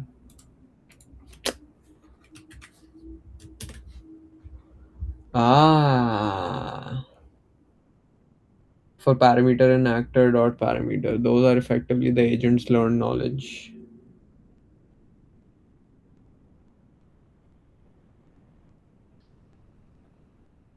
You see.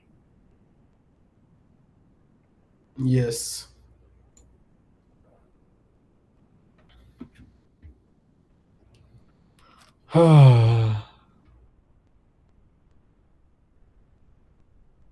What does the activation function do?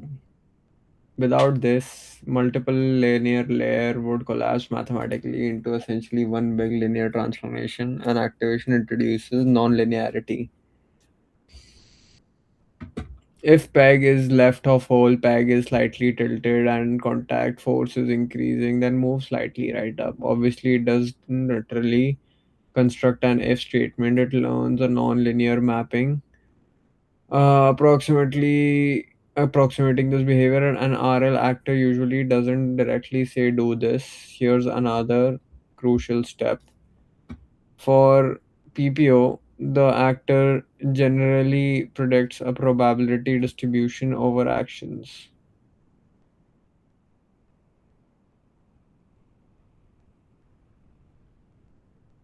Hmm. Probability distribution over actions. For example, mu is equal to actor observation. Might produce the action mean delta x, delta y, delta z, delta rx, delta ry, delta rz. But exploration requires randomness. We could construct from torch dot distributions, import normal log std is equal to torch dot zeros, 7 comma device is equal to mu dot device.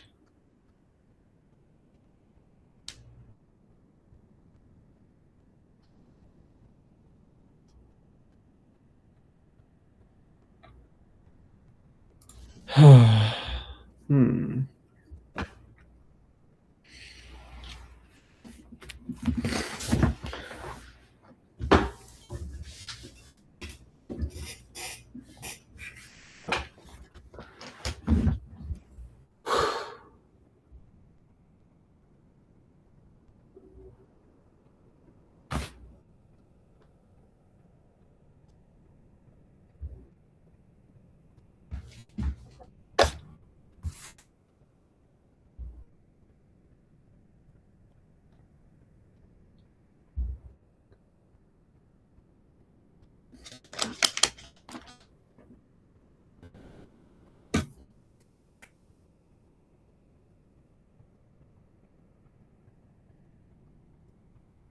But exploration requires randomness. We could construct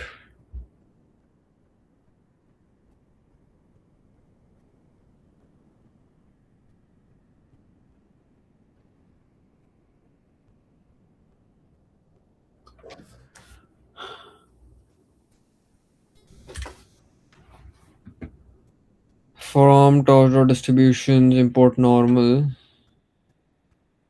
then what does this mean?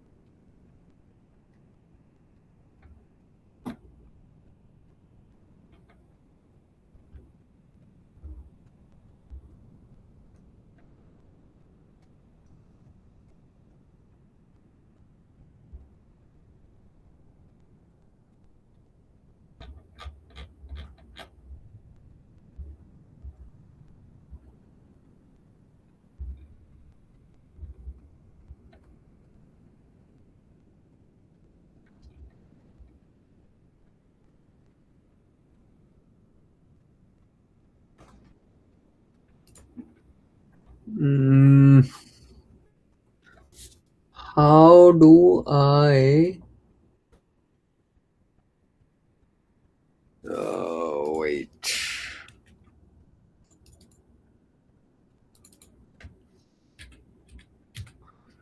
Damn, bro.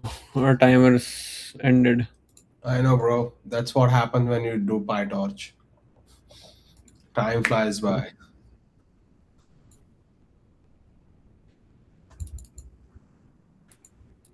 Where have they defined observation? Observe OBS.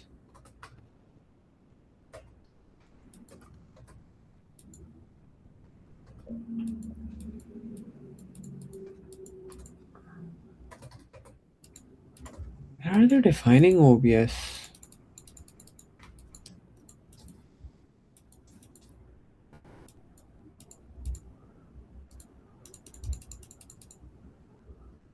OBS dot shape.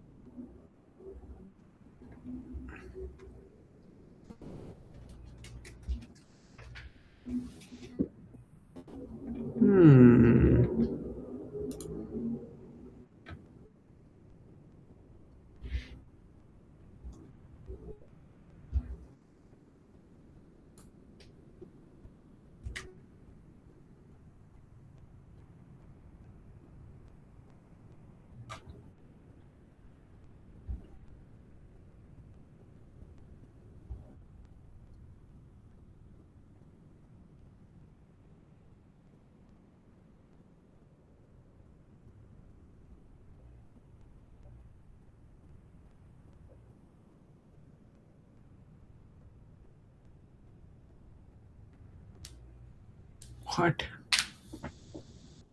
Why is this not running? Observation is defined over here. But you are not. So it's not running because you are not running that get observation function.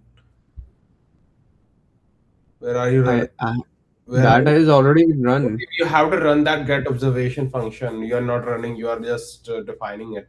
You are not running it. Where are you running that get observation function? Uh, where do I run it on? Which Like you can directly run it, but you first you have to initialize it somewhere. It should say over there, like in your chat GPT thing, that where it should be initializing it somewhere. Go up. it's not. It's first it's defining observation over there as well. You have not defined observation at all. What? Where is it defining? Go down. I saw it. Yeah. The important line it says over there. The important line is observation towers dot cat. And Yeah, it is over here. Look at this. oh, but yeah, then you are not running that get that thing. So you have to run that. Otherwise, it won't run. So create another. I would say is coding block, and it won't run. Observation is not defined. Yeah, it won't run. So just do get underscore get and since it's gonna be a self. Yeah, do underscore get. Yeah, there you go. Bracket. None. Yeah, and then define it to a variable. Like you have to define Oh, it to a variable like initially and in the starting. A equal to get observation. A equal to root. You have to define it to a variable. I know, I know. I accidentally ran it. Oh shit. Equal. Yeah. Now. Yeah. Okay. There's no attribute robot. Okay. Now there is an error in your get observation. Oh, did you run the code above as well?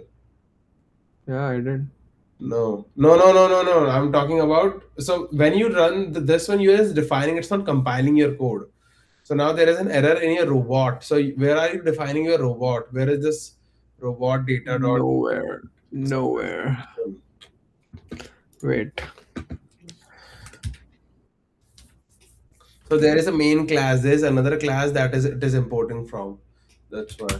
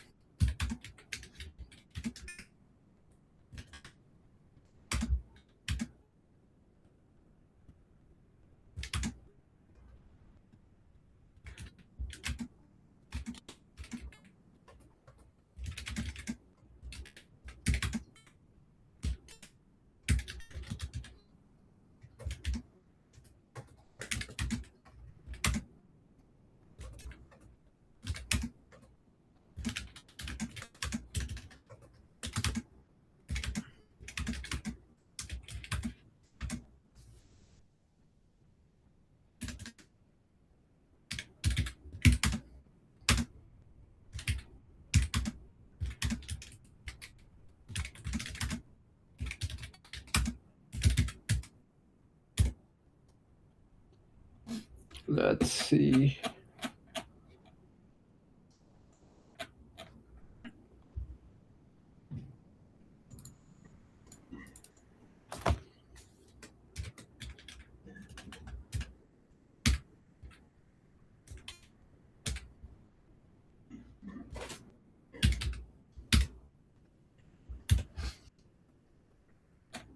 Hmm.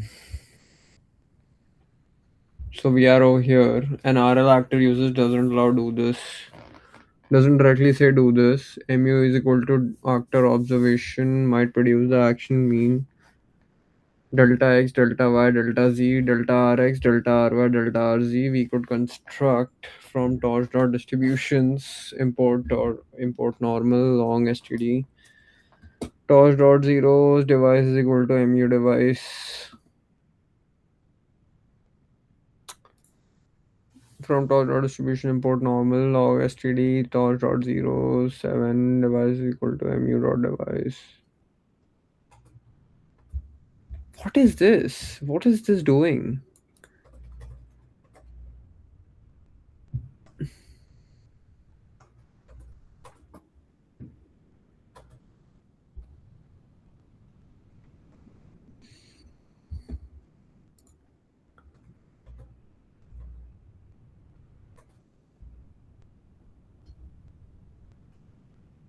Ah, dude. Do you understand what is this doing? Distribution, normal, standard deviation, zeros, dot zeros, and then standard deviation, exponential log, standard distribution, normal. Okay, so PyTorch has a distribution library that helps you define what kind of distribution you want. So do you know about standard distribution and normal distribution, how it works? And do you know what Mm, torch.zero does?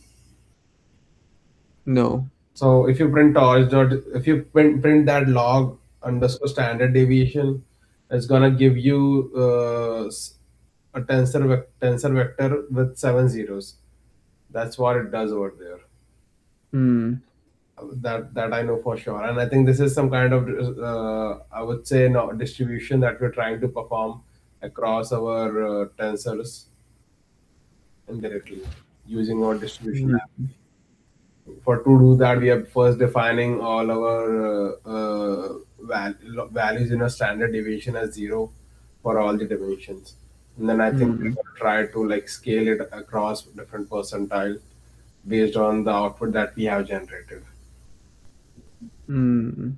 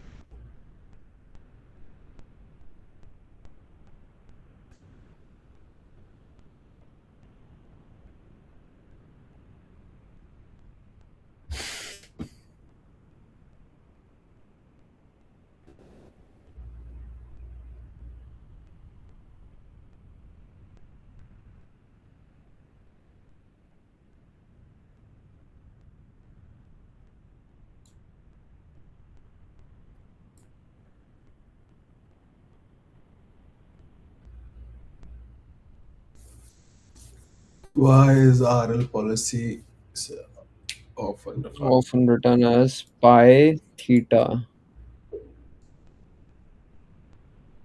Bro, did it fucking time out? Don't tell me. No, it did not. Part 32 had.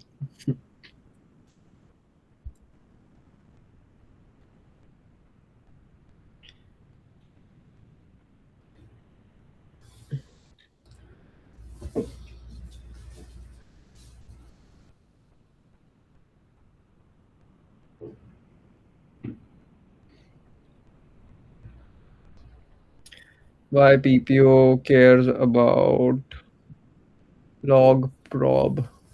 What is log prob, bro? Where is log prog?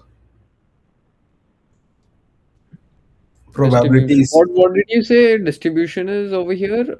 Normal, mu, std. Mu, dude, standard deviation and Mu. What is mu? I do not recall that mu value that you have. Right. Let's. Actor observation. Yeah. Oh, PPU, the actor generally predicts a probability distribution over actions, and MU is equal to actor observation, delta x, delta y. Okay, this might produce this, but exploration requires randomness. We could construct from torch dot distribution, import normal. Long STD is equal to torch dot zero 7. You said what does torch dot zeros It do? creates a tensor with zero values. Zero values? Yeah, zero, zero, zero, zero, zero. Time to pull in gems.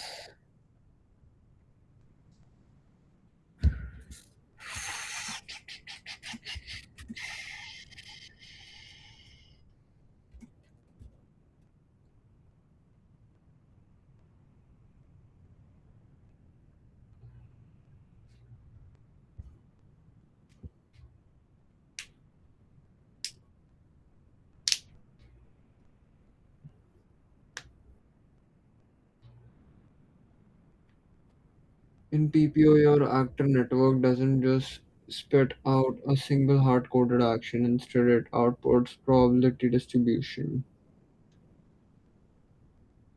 a Gaussian slash normal distribution.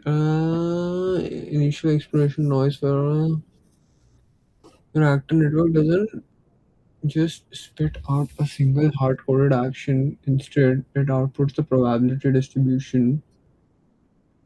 Mm,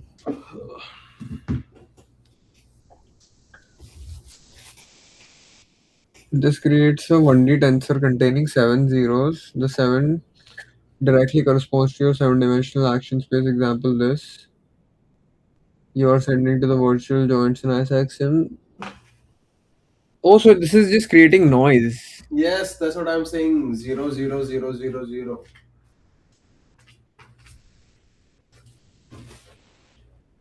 Instead of defining a standard deviation directly, RL implementations usually define the logarithm of the standard deviation. Since the tensor is filled with zeros, the actual standard deviation calculated in the step will be e to the power 0, 1.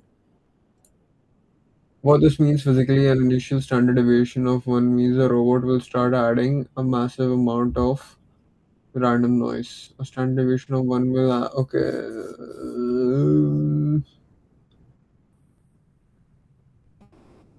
a massive amount of random noise to intended actions, MU. Oh, I think I understand what MU is. What is MU that? is the actor, bro. It's the actor. MU is basically the uh thing that is going to take in the seven observation, like the seven values, and it's going to perform the action in the robot. Wait, seven values? Yeah, You're the computing vector. along the seven values, or What? so it's gonna compute along the seven values, or It's not what? going to compute. It's going to just take. Mm-hmm. And MU is going to be the one that is going to perform the intended actions. Mm-hmm. And what this line basically does is log standard deviation torch dot zero 7 device is equal to MU dot device. So MU dot device is the thing that performs the action. Mm-hmm. And this is basically adding the noise to those actions before that action is being performed. Mm-hmm. An initial standard deviation of 1 means robot will start adding massive amounts of random noise to its intended actions, MU. This forces the robot to explore different movements wildly at the beginning of the training, so it can discover what works, like successfully hitting the hole, and what doesn't, like triggering high force penalties. Device is equal to mu dot device. This is a critical PyTorch safety check. To do math with two tensors, likely combining mu and std into a distribution, they must live on the exact same hardware. If mu was calculated on the GPU, CUDA 0, but log std was accidentally created on the CPU, your script would instantly crash. This argument dynamically ensures log std is spawned on whatever device. Oh, sorry, this is something else. My bad.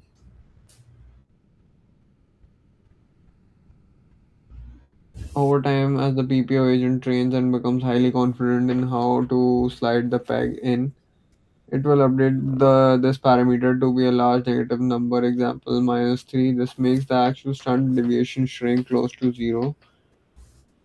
Over time, since the PPO agent trains and becomes highly confident in how to slide the peg in, it will update the parameter to be large negative number, example -3. Okay, this makes the actual standard deviation shrink close to zero, meaning the robot will stop exploring and start executing the exact intended action every time.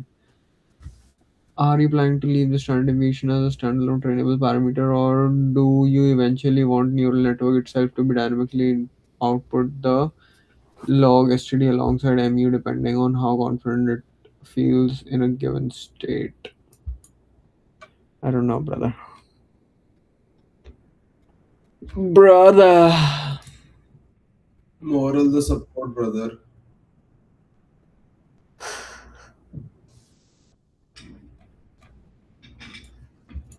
Damn, bro. 2 hours went away like that. Dude, that's the world of PyTorch and machine learning.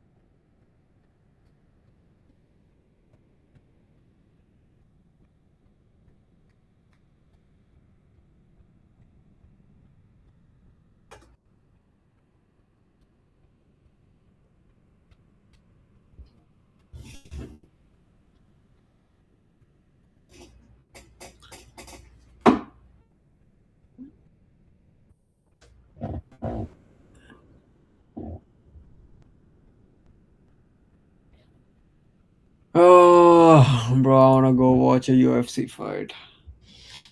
Book it. Book it. Let's book it on stream. Do it.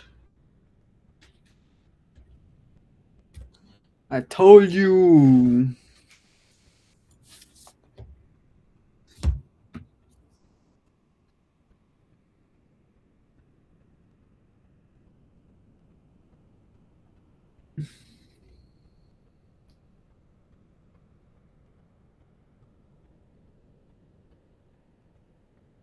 Oh, there is no UFC over here. Shit. Otherwise, I would have booked it right now.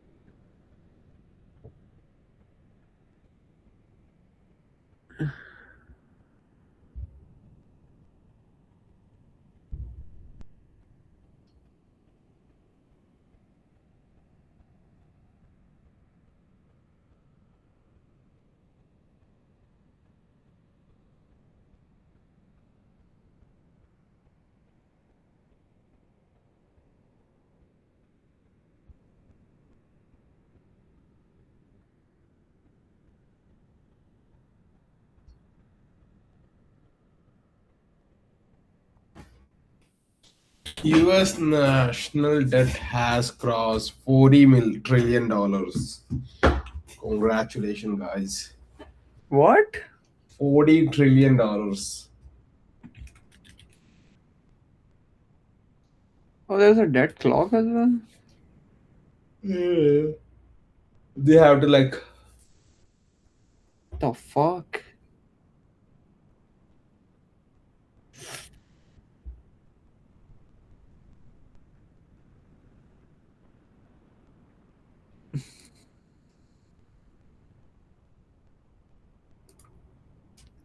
What is this?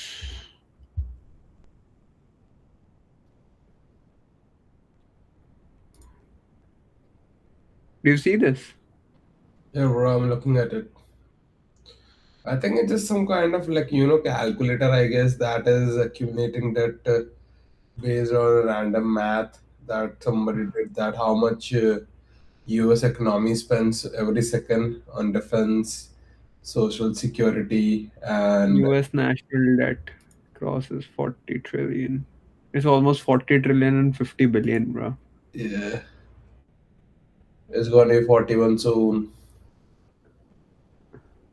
then 42, and then Debt per citizen is 116,000. What?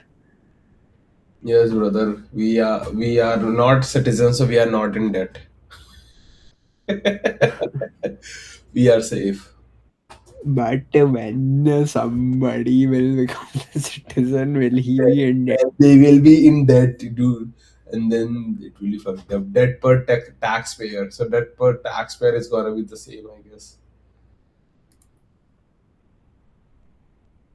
What the f-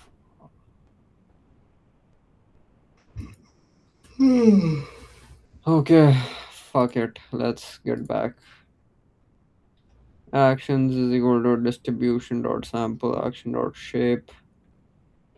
That's why RL policies are written like pi theta. This literally means probability of action A given state S under policy. This why PPO cares about log prob.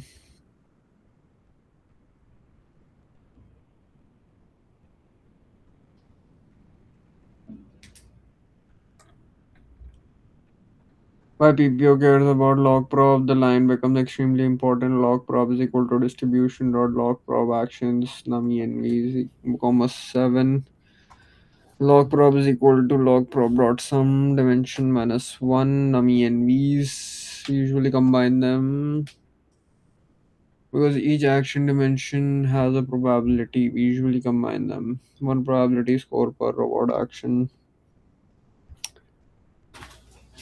PPO later asks, has the new policy made this action substantially more or less likely than the old policy? That's where the famous PPO ratio comes from. Ah.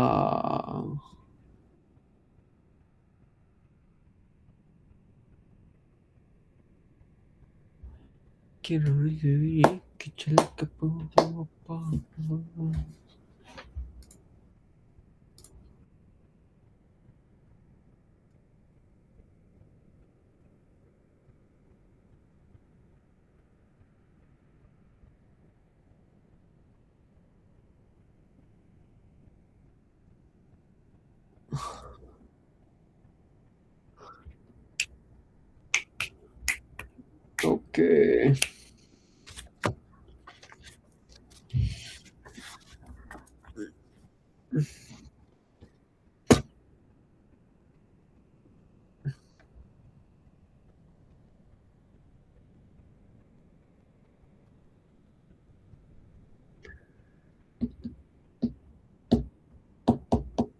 Actions equals to distribution dot sample.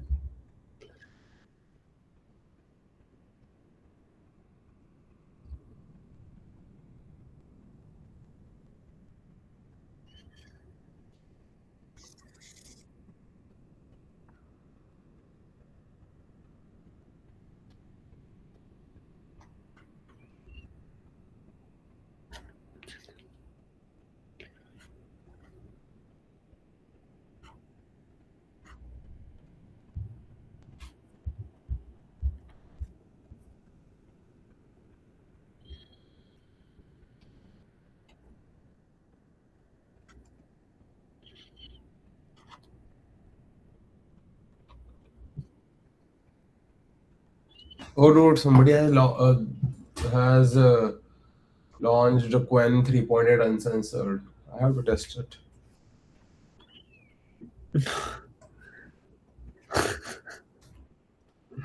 What does it do? Is it like image generation uncensored? No, dude, uncensored, like No it, guardrails. no guardrails. That's oh, dude, somebody's also giving 27 billion uncensored. Oh, holy shit!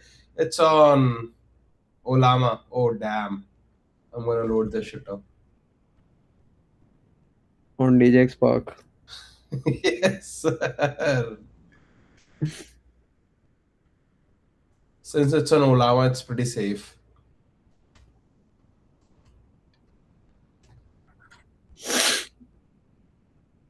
Holy shit, bro! Wow. I was hoping that otherwise someone would release it, or that otherwise I would have to do it. But such as Artemis, Artemis.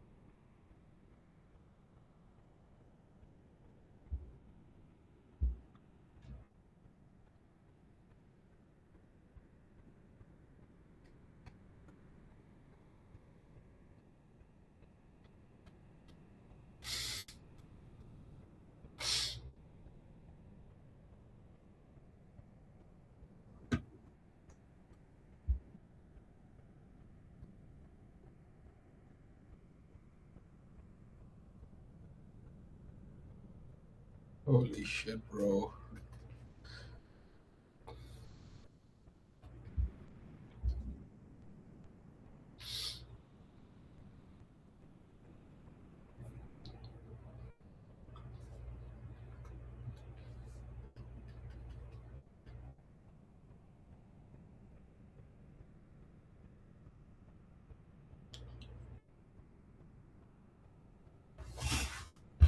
Okay, it's gonna take 3 minutes to load the model, and then we will see if we can hack FBI.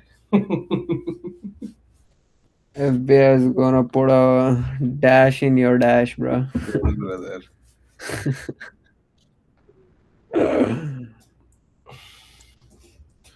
20,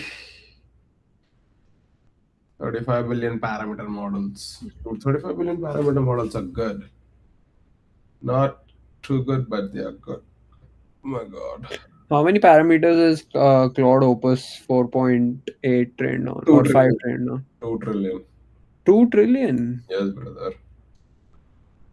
Close to And that 2 trillion. Like, and because I'm saying that because of Quen 3.8 is a 2.4 trillion, and Mhm. that model basically almost beats the hell out of Opus 4.8 or 4.7 in SWE and agentic engineering task. I see. Like, and even Quen 3.8 27 billion beats the, like, competes really well with Opus 4.8, even though it has like less number of parameters and everything, and it's a Hmm. smaller model. I see.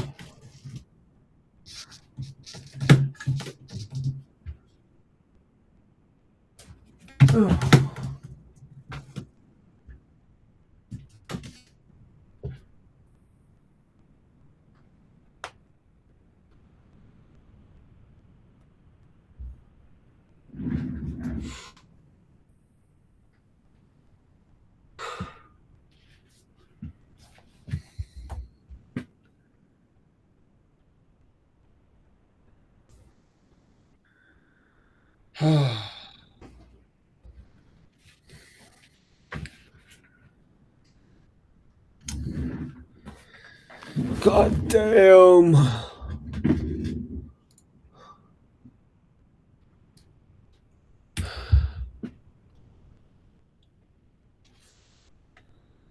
Okay, PPO policy, PPO ratio.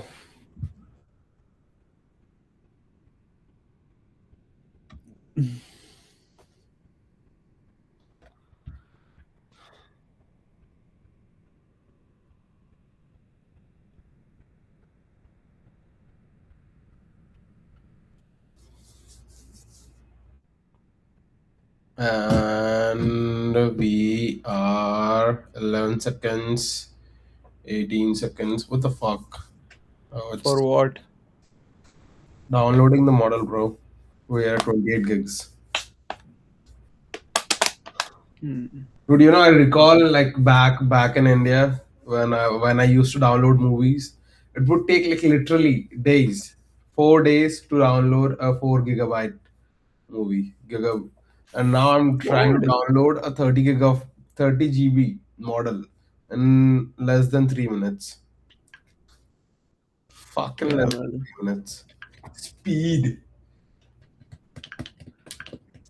Evolution. But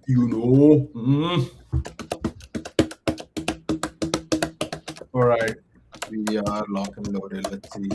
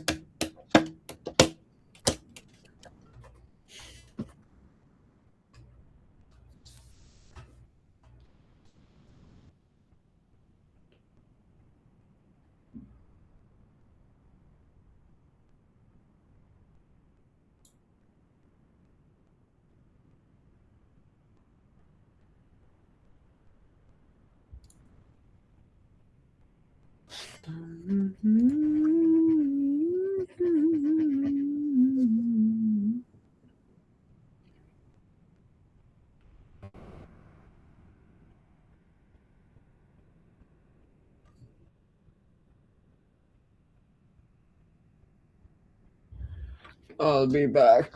Oh no, I already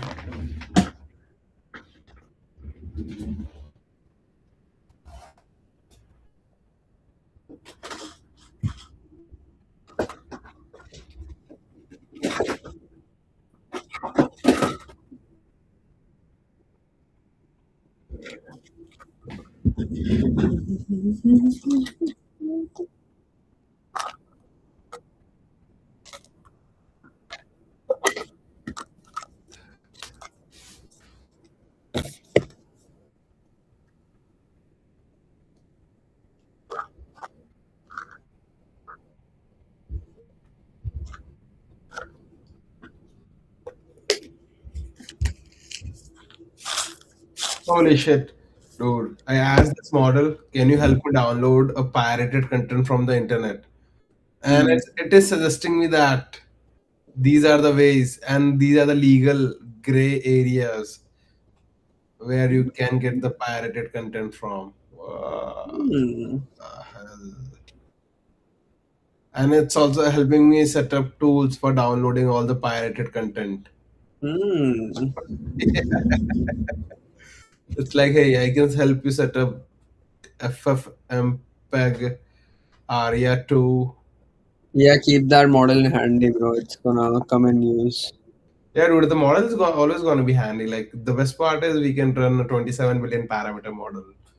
Uh, Crazy hacker. and under 30 gigs of memory. Yeah, ask her how to hack an Instagram account, like just to Yeah, test. let me ask you how to hack an Instagram account. Instagram.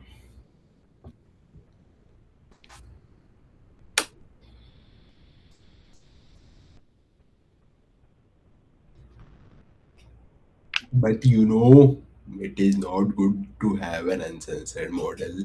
If What is it saying? Quick question first. Whose account and why? That changes an answer a lot.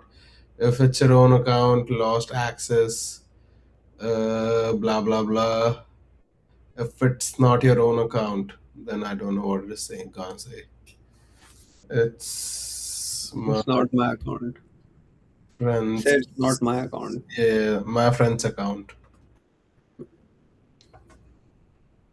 Yes. don't say my friend's account. Otherwise, it's gonna suggest you to do some legal shit about. Tell him to give you his phone Wait, number. wait. Let me see. Yes, as a security research. Yes.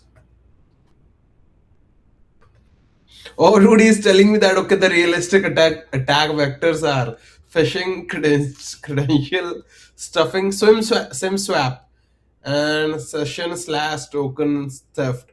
We can use malware or XSS grabbing the session cookie. Holy shit, bro! Got it. A friend's account, security research angle to patch depending on what you're trying to do. If your goal is getting your friend back into their account, you're not really hacking its account recovery.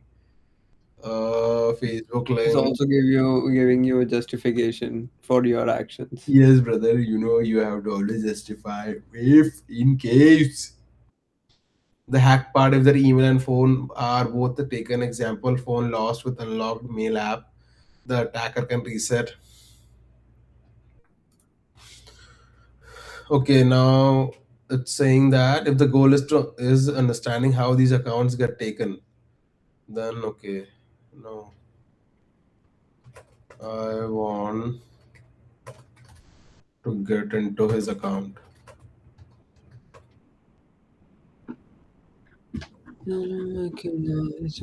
And dude, people are serving this uncensored model over the internet. Like if you search when 3.8 27 billion I think they would have I think they would have implemented guardrails for that. I don't know. Like there's a company called Vero AI and it's serving that model.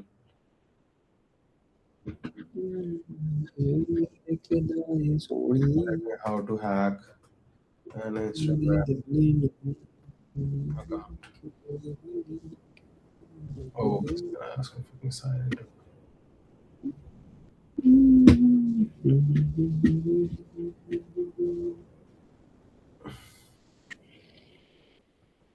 Okay,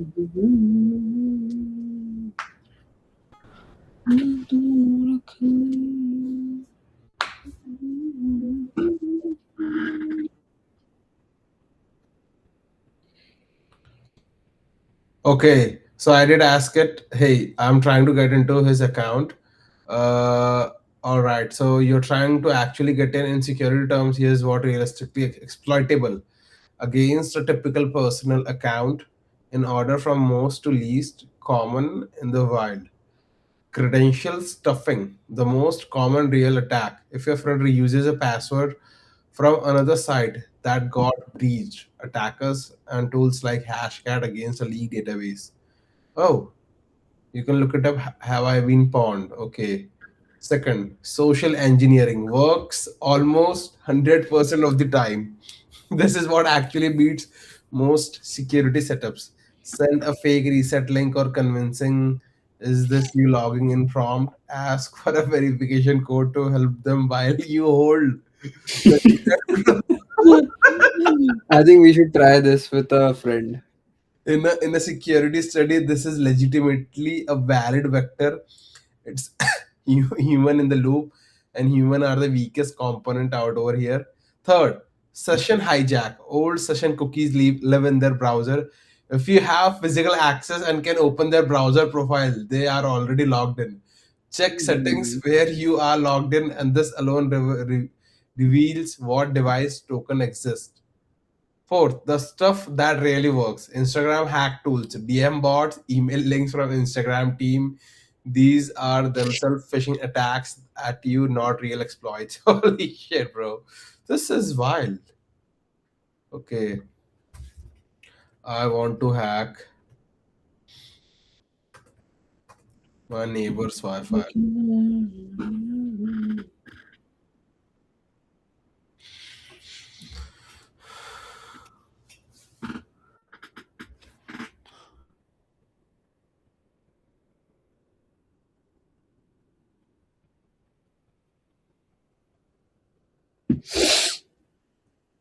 And it's also saying that if they have a two-factor authentication, then your realistic options are social engineering or physical browser access. Holy shit, bro. This is like crazy, bro. Mm, fuck.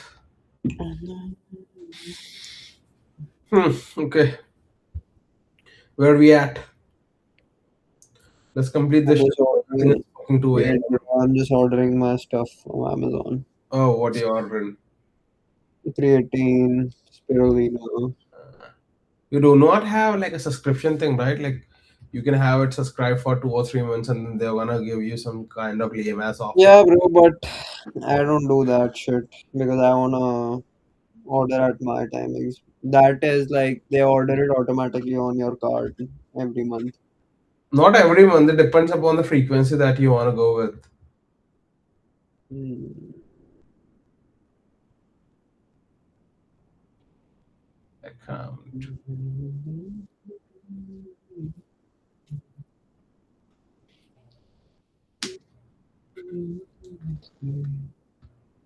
And I also want to order. I want to order a fucking sample of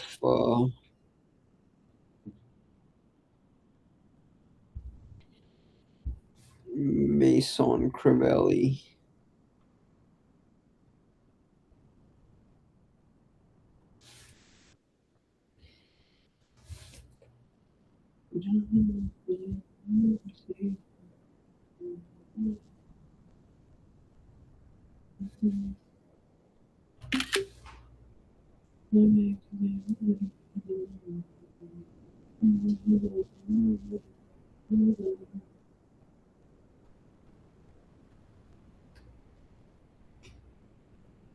Yes, sir. What happened? I found it. I fucking found it. I wanted to find like a sample. I'm getting like 8 perfumes in $55. Crazy deal. But how? Wait. I don't wanna. Is this fucking? How many ml is this shit?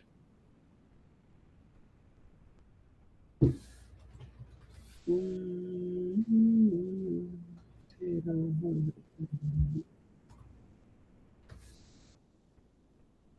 1.5 ml. Damn, that is very less.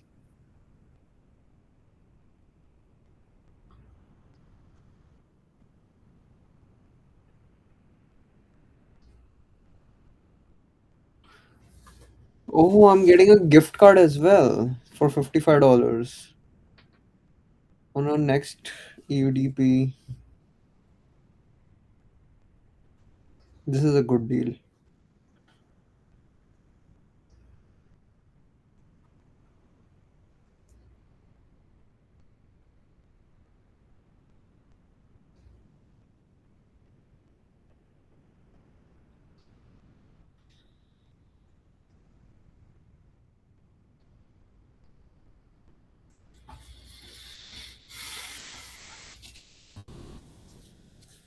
All right. Is the chat.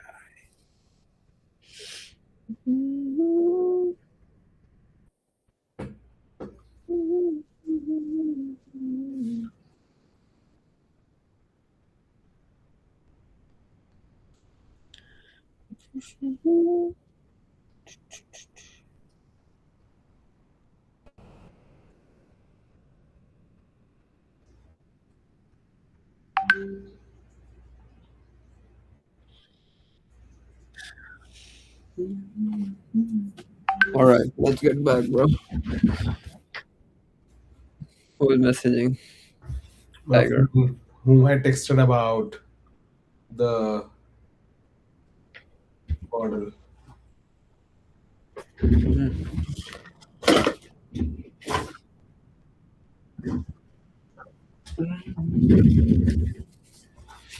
All right, let's continue this PPO later now, tomorrow. We Okay. are at PPO. Just remember this. We are at PPO, right? I'm not gonna. PPO. Now let's do the last thing that we decided. Lead code question. But you can cheat in lead code questions. So I will not. You can take a Cluely subscription.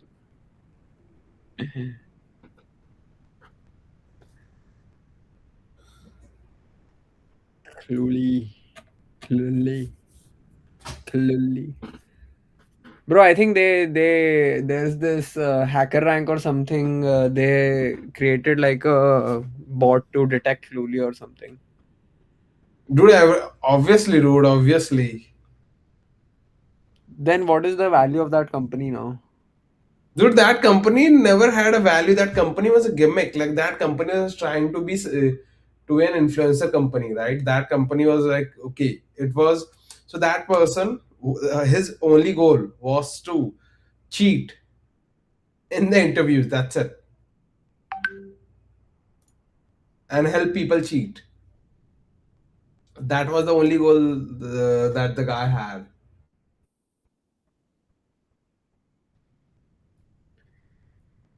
I see.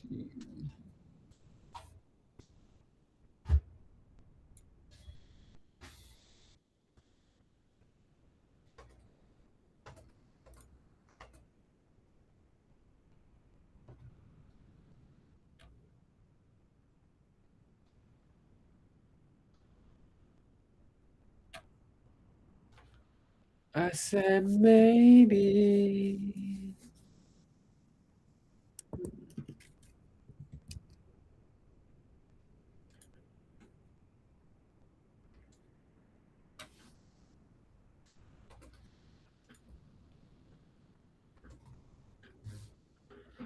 I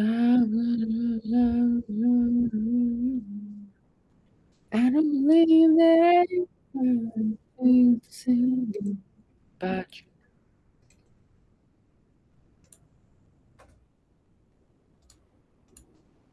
All right, let's read the fucking question and form the Dodo, just And do you recall the BFS logic? The first, tell me that. yeah, bro, we will.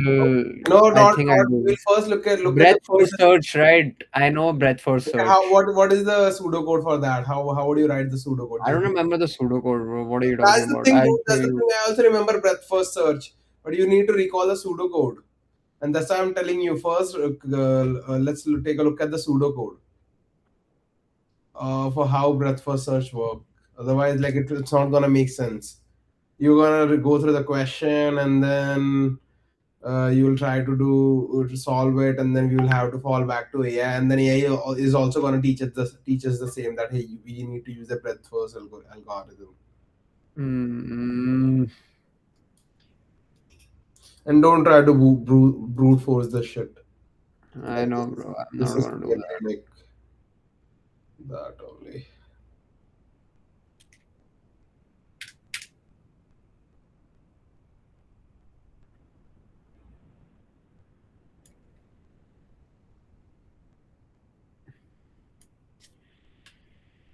Hmm. I think breadth for search over here was basically um white,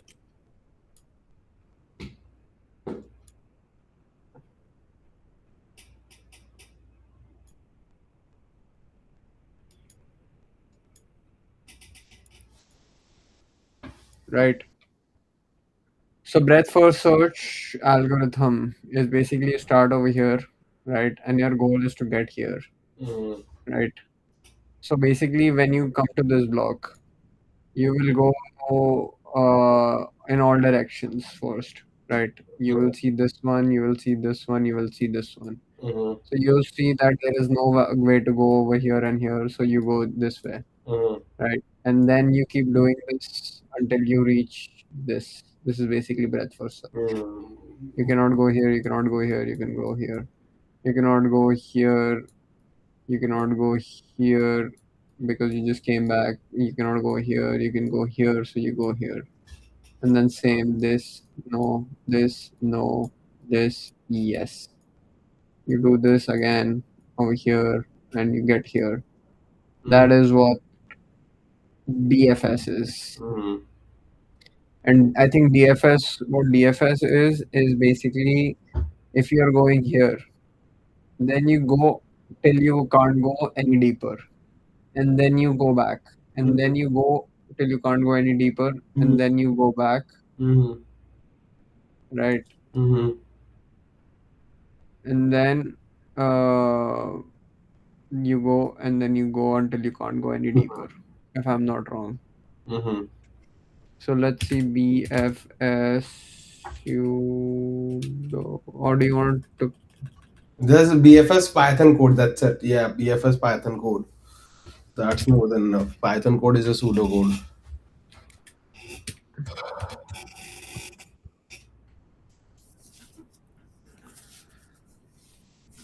BFS graph start? This is the student code, right? Hmm. This is the pseudocode. Yes. Create graphs dot Oh yeah, start, queue, and then we have to visit a create empty queue, create empty visited set, add start to queue, add start to visited. So we can also note this down, right? Mm-hmm.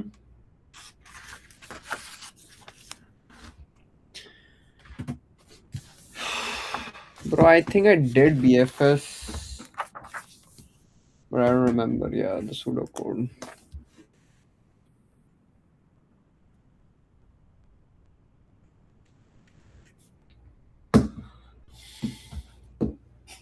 So BFS graph, comma start, create empty queue,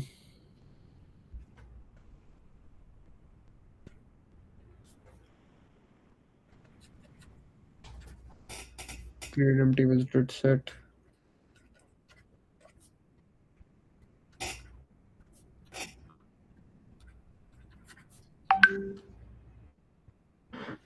add to add start to queue.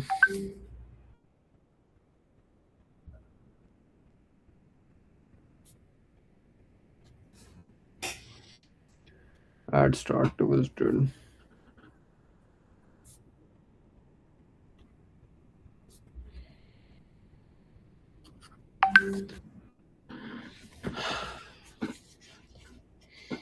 Create empty queue, create empty visited set. Create empty visited set, add start to queue. Add start to visited. But how do you know this is a BFS question? Dude, so shortest path in binary matrix. How would you find a shortest path? There are only two Mm, ways to find a shortest path, like the question itself says over there. So that's why I can say it from the way it's basically looking at the question what it is trying to ask us. There's no other way. There is another way by using brute force, but apart from it, like either you can do DFS or BFS. But typically for these kind of situations where you're trying to find the shortest path, you would usually do BFS. bruh.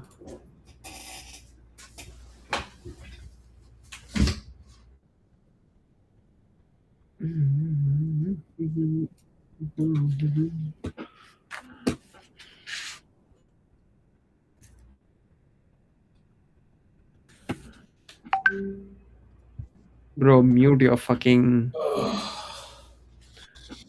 notifications.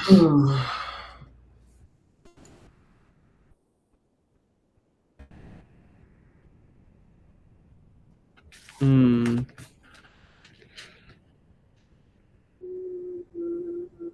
So. Hmm. So add sort queue while queue is not empty.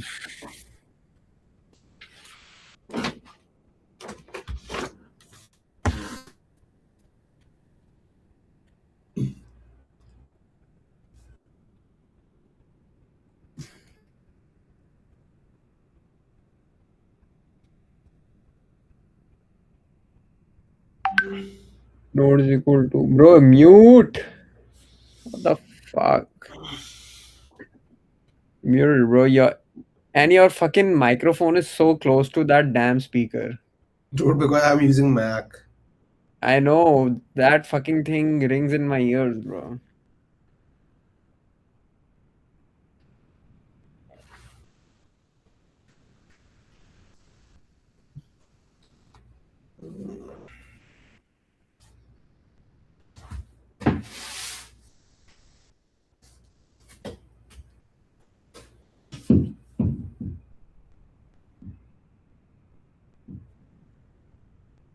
Process node while queue is not empty.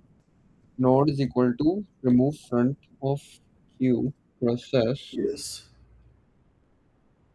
I think the logic is correct, right? That I showed you. Yeah, yeah, that's the logic. Process node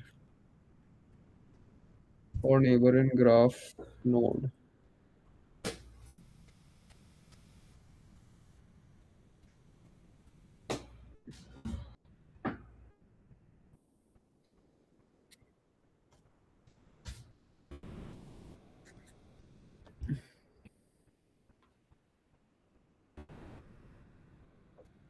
If neighbor not in visitor,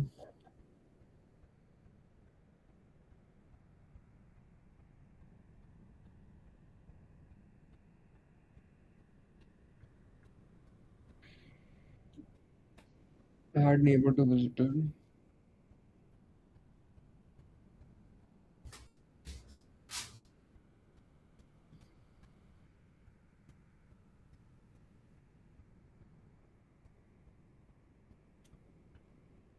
Add neighbor to queue.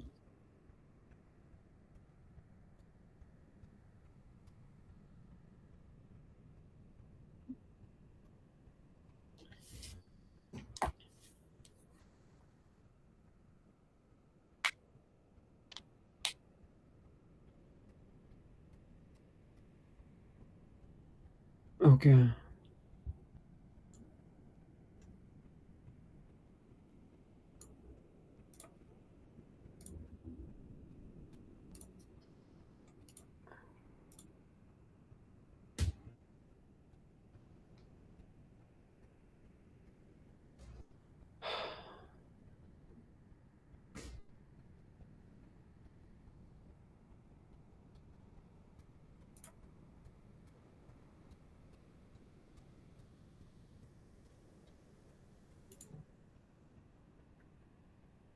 Yeah, now we can start writing the code. Now we have the pseudo code and we understood the pseudo code.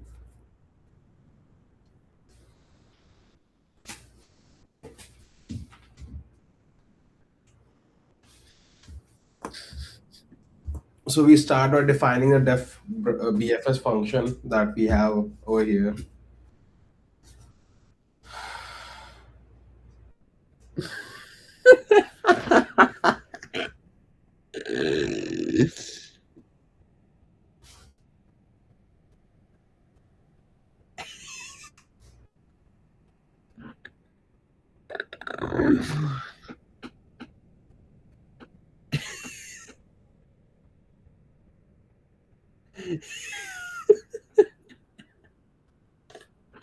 Bro, my brother, bro. Oh my god, this fucking dumbass. Bro, I'm sleepy AF. Let's complete this shit.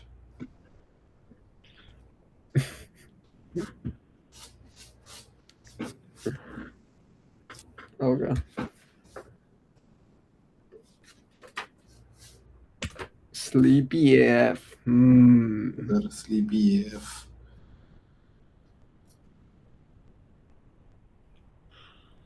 Okay, let me first read the question. Given an n comma n cross n binary matrix, grid called grid. Okay, so this is grid. Return the length of the shortest clear path of the matrix, where there is no if there is no clear path, return -1. A clear path in a binary matrix is a path from top left cell, that is 0 comma 0, to the top right cell, that is n comma -1 comma n comma -1. 0. Okay. Such that all the visited cells of the path are 0. All the adjacent cells of the path are eight directionally connected. Eight directionally connected. One, two, three, 4, 5, 6, 7, 8. Okay, got it. So eight directionally connected means if I am here, Mm. then I can go here 1, 2, 3, 4, 5, 5, 6, 6, 7, 7, 8. and 8. Right? Like, yeah, like queen in in a chess board. Oh. Hmm. Okay, directionally connected. That is, they are different and they share edge or a corner. That is, they are different and they share an edge or a corner. The length of a clear path is the number of visited cells on this one. So example 1, input grid 0 comma 1 comma 1 comma 0. Okay, so this is the input. Then the shortest, so the output would be 2. How is the output 2 over here? Length of the grid. Like your Oh, direction. like, okay, 1 and 2. Okay. Yes. Oh, okay. Length of And the then grid. example 2 is, so input is 0 comma 0 comma 0. You have to just count the number of zeros, or like that it took you to reach that last block over there. 1, 1, 2, 3, 4. Okay. Okay. And what is it saying? If there is no clear path, return -1. So, If you are not able to reach the last block, then just return mhm, -1.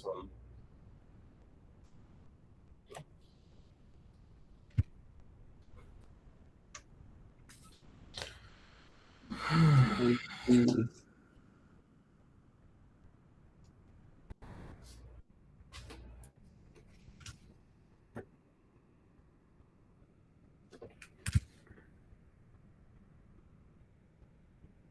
Over 200 grams of protein. This caramelized onion.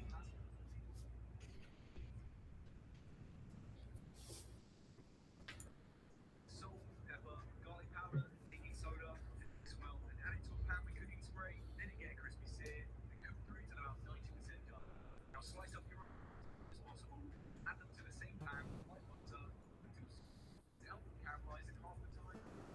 Okay.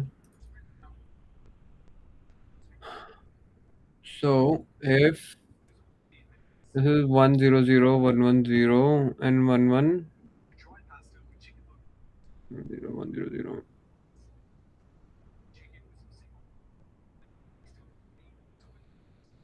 Still meat, tomato. 100.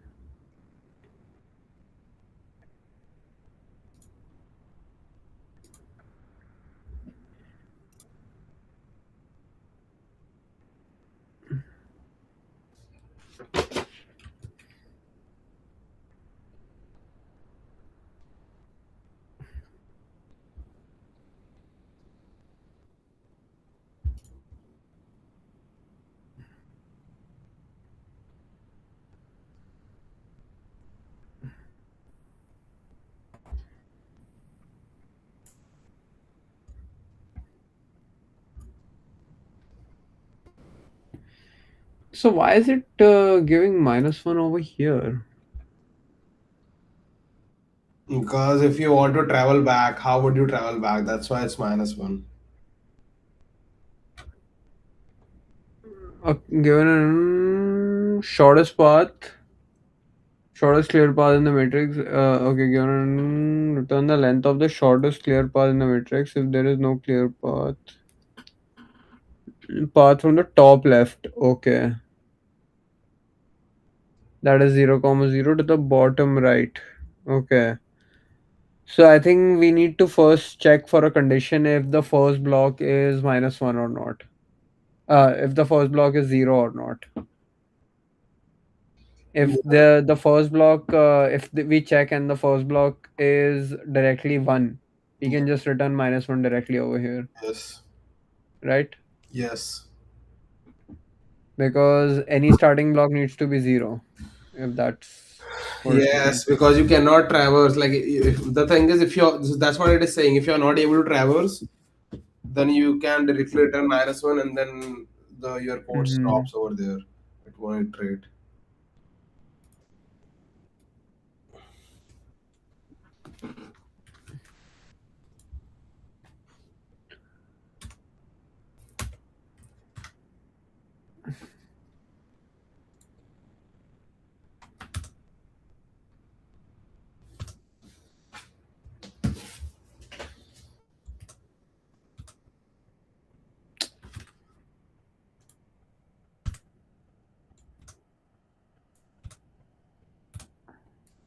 Okay.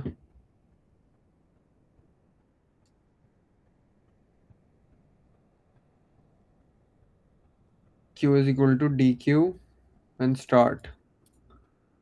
Visited is equal to start.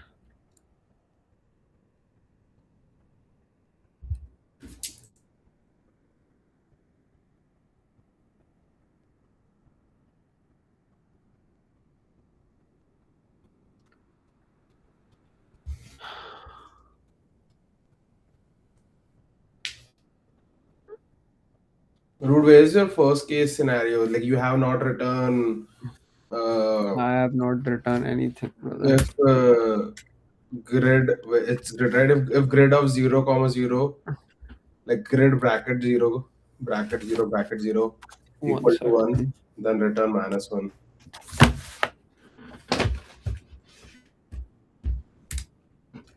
If grid of how do I define that? 0, 0. Bracket, big bracket, not this. This is a tuple.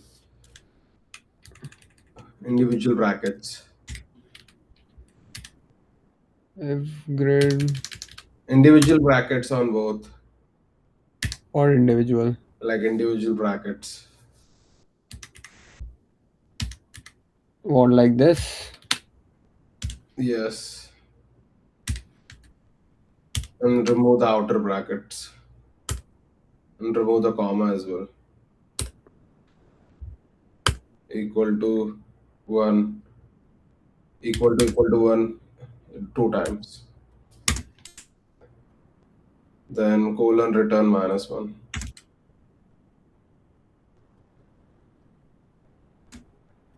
And yeah, that would also do -1. Yeah. Hmm. Yeah, so that's a base case. Mm-hmm. where your algorithm, and there's no BFS, like you have to put it into a function, otherwise it won't work. Or it can, yeah, it won't work because your queue is not initiated. You have to put it in that function. So press enter, Hmm. BFS, Def. yeah, space, BFS, graph, comma, start. All like this. Yeah,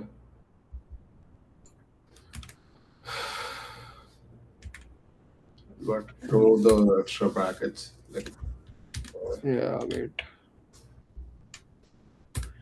And then I think this will go under this. no, no, no, no, no, it will be over there only. Because you have, so that's it will be over there because it's checking before anything Mm-hmm. starts, right? Now, and then now put everything like indent, like do shift Oh, Q, I know, I know. indented everything out. Now Yeah. define directions, go up after grid, not over here, after grid. Yeah. Directions. Oh, Yeah. yeah. Equal to bracket, Which bracket?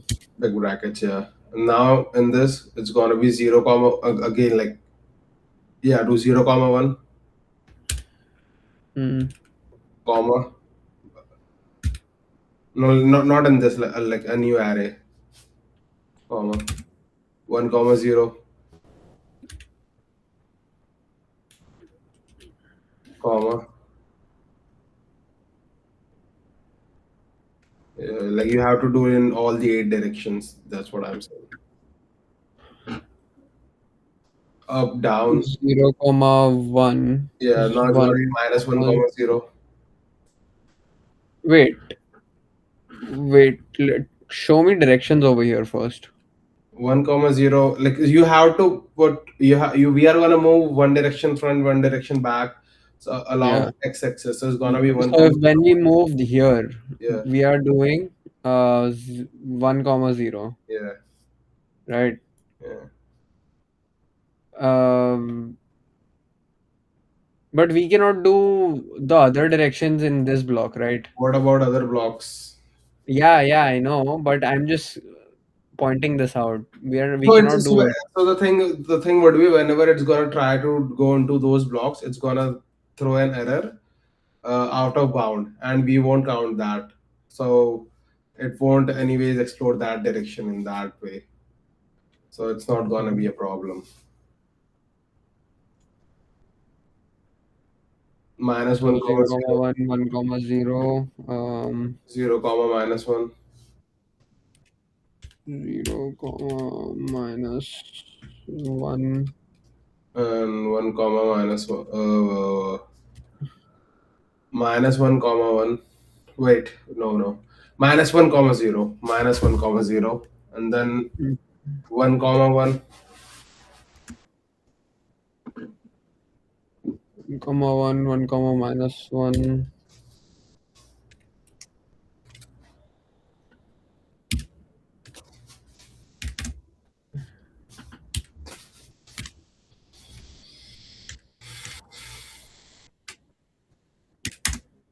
And 1 comma -1, minus 1 1. comma -1.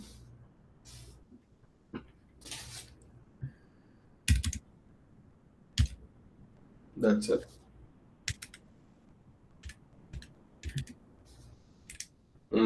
Put it in a big array. Like wrap the whole elements into a big array. Yeah, and put commas correctly. Commas are correct. No, we are missing one. After -1 comma 0. Uh, I see. Okay. Right. Now we have our directions. It's defined over there. And then hopefully it's gonna get passed on over here. So we're gonna start our queue. We're gonna go with our first element in the queue. We're gonna mark it visited, and then Where is DQ defined? DQ is a function imported function that you have not defined. So if you define it or not, it's not a problem, and well, lead code imports it directly. So like Okay. we can leave it. It's not something that is urgent, Mm. right? So we have a queue with where we're gonna start with our first. That is gonna be grid 0, 0, and then we're gonna mark. DQ, okay, Q is equal to DQ start. Uh, So what is start? start is gonna be your grid 0, 0. So where are we defining that? We're gonna define it later. First, we're gonna like create the logic for how it starts, right? Okay, so Q starts while Q node Q dot pop left. Pop left means we are gonna pop it out. So we are gonna pop it from the front. Yes. Okay. So now, yeah, after pop left, press enter. Now for I in directions, let's do I comma j in directions. Let's do I comma j in directions. Go to what the fuck? Yeah, colon. Okay. If what would be the node? Okay, node of 0 comma, no, like node of I means node bracket, like that bracket that we have for array, right?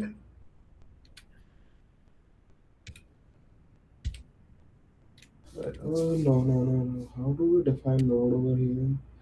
It should not be 0 comma 0. What should it be? Node. Can define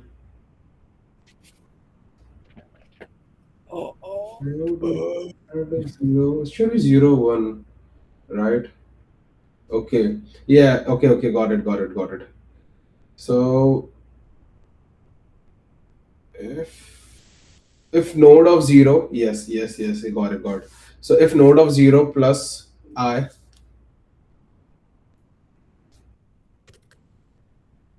Plus no, I. wait. Well, this won't make sense. Wait. This won't make Bro, sense. wait.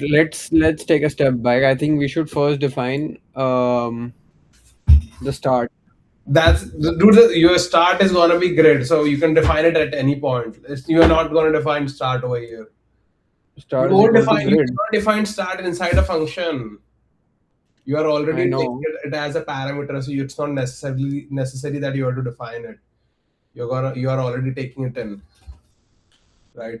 So okay, I will walk you what we are doing over here in the queue.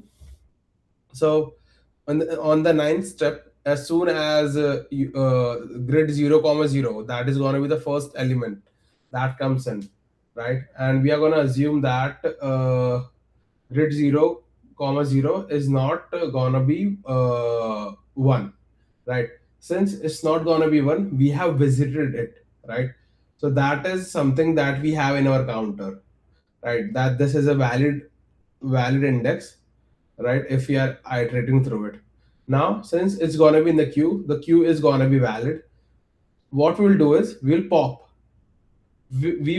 the left value, like we will pop from the left. That is gonna be the first element that we have, right? Mm-hmm. And then once we have that, so now we are sitting at the element, right? So if you imagine you are sitting at the element grid 0 comma 0, now you can go in a certain direction, right? So when we are trying to Mm-hmm. traverse in a certain direction, what we will do is we will use our array that we have, that is directions, and then we are going to go and choose each and every index from over there. That is first is going to be 0 comma 1. So what we need to do is we have to update the index, like we have to take a look in front, wait, on how the node will pop. But what is the node? Wait, I'm missing out on some syntax, I guess. The logic is definitely correct, but if node goes 0 plus I, how would we do it from over here? Give me a minute. Node 0 is gonna be node 0. Grid 0 0. So node. This is gonna be a value or what? Is this gonna be a value or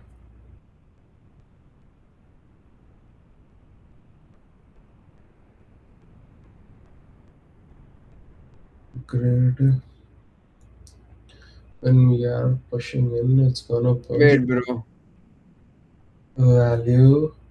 Don't, dude. This is correct. This is correct. This is how it I goes. know, I know. Uh, Relax. node. Okay. Let me just take a look at it once with this. Okay.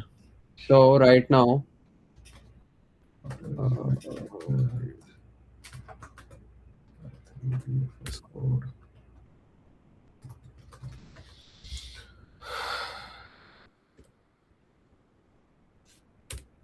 Grid and mass 1 equal to 1. Direction q. dq row column path length while q. okay, right now, when we have this, Oh, right? distance 0, then r comma c if and c and r. And so r is gonna be.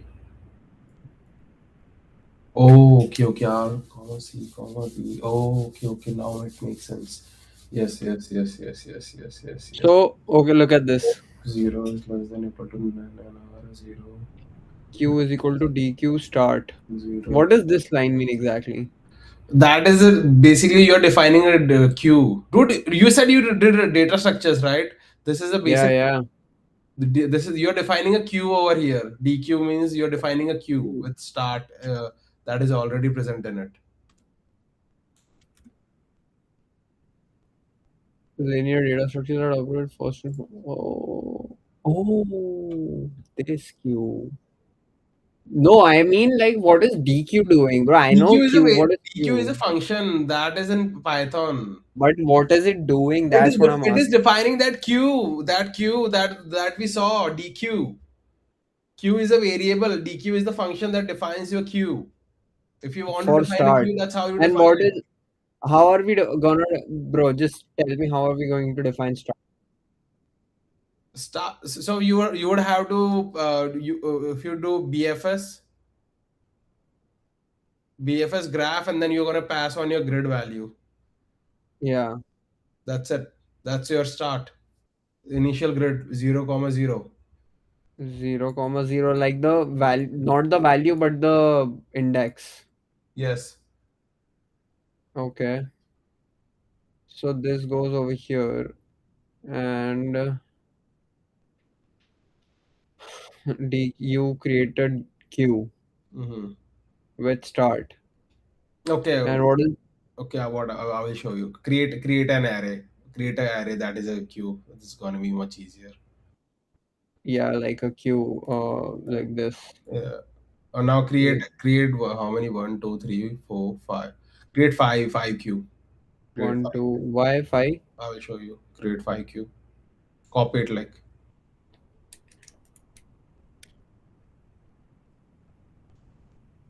Oh shit.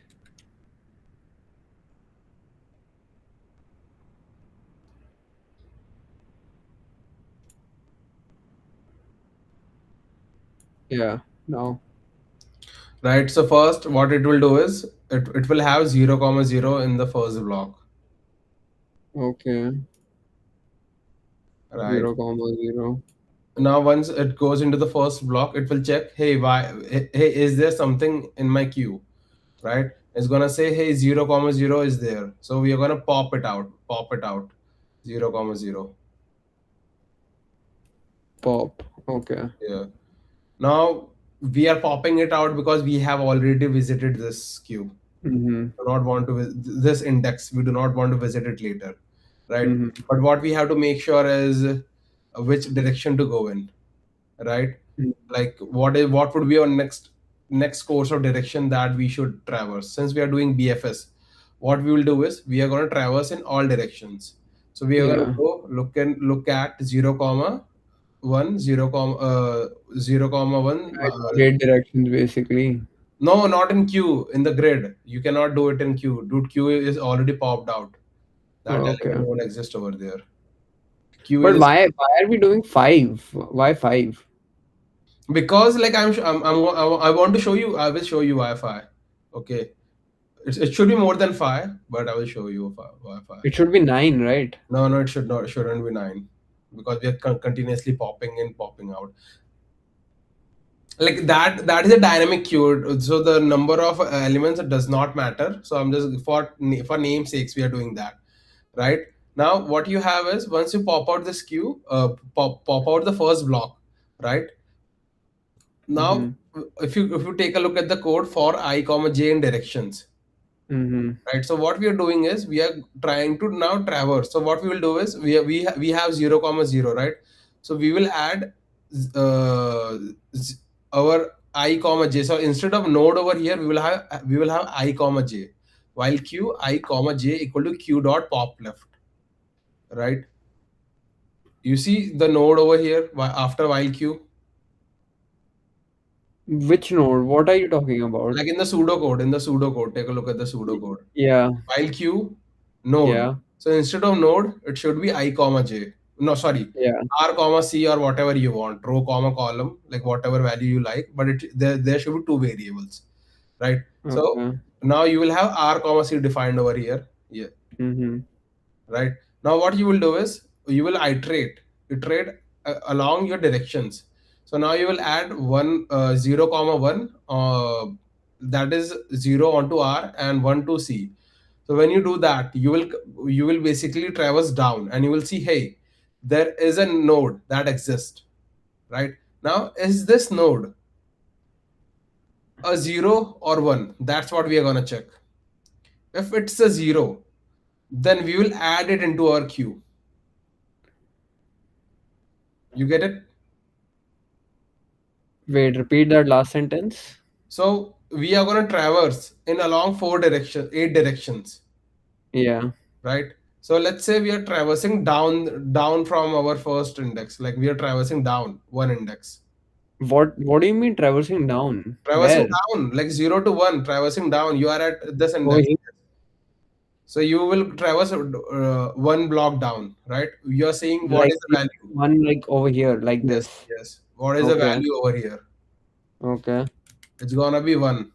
One. So it is So like so block. either we can add it or we can skip this. It's gonna be Mm-hmm. completely on us, right? Mm-hmm.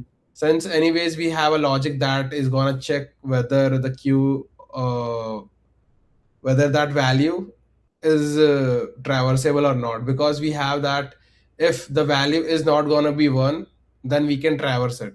If it's going to be 1, then we cannot traverse it, right? That's a blockage. Yeah. Yeah. So what we will do is we will skip this, so we won't add this into queue, Mm-hmm. right? Now we will go back to a 0, like our 0 comma 0 index. Yeah. Now we will traverse forward Mm-hmm. along right side. Now you have 0. So Yeah. what you will do is this satisfies your condition. Now this is a Yeah. traversable block. So you Yeah. move this block into your queue. You Like will this do one over right. here. You will do 0 comma 1. 0, 1. That will Okay. basically define that hey, you have moved one block ahead, but you're on the same row, and this Mm-hmm. is a traversable block.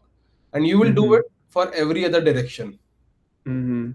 right? If like, but now you will say, hey, we will go out of bound for this. So what we will do is, if the value of the row, whatever the new value we are generating, like when we are doing the addition of row plus I, r plus I or r minus I or whatever we are doing, if the value is in bounds of the matrix, right, Mm-hmm. then we will have we will traverse it.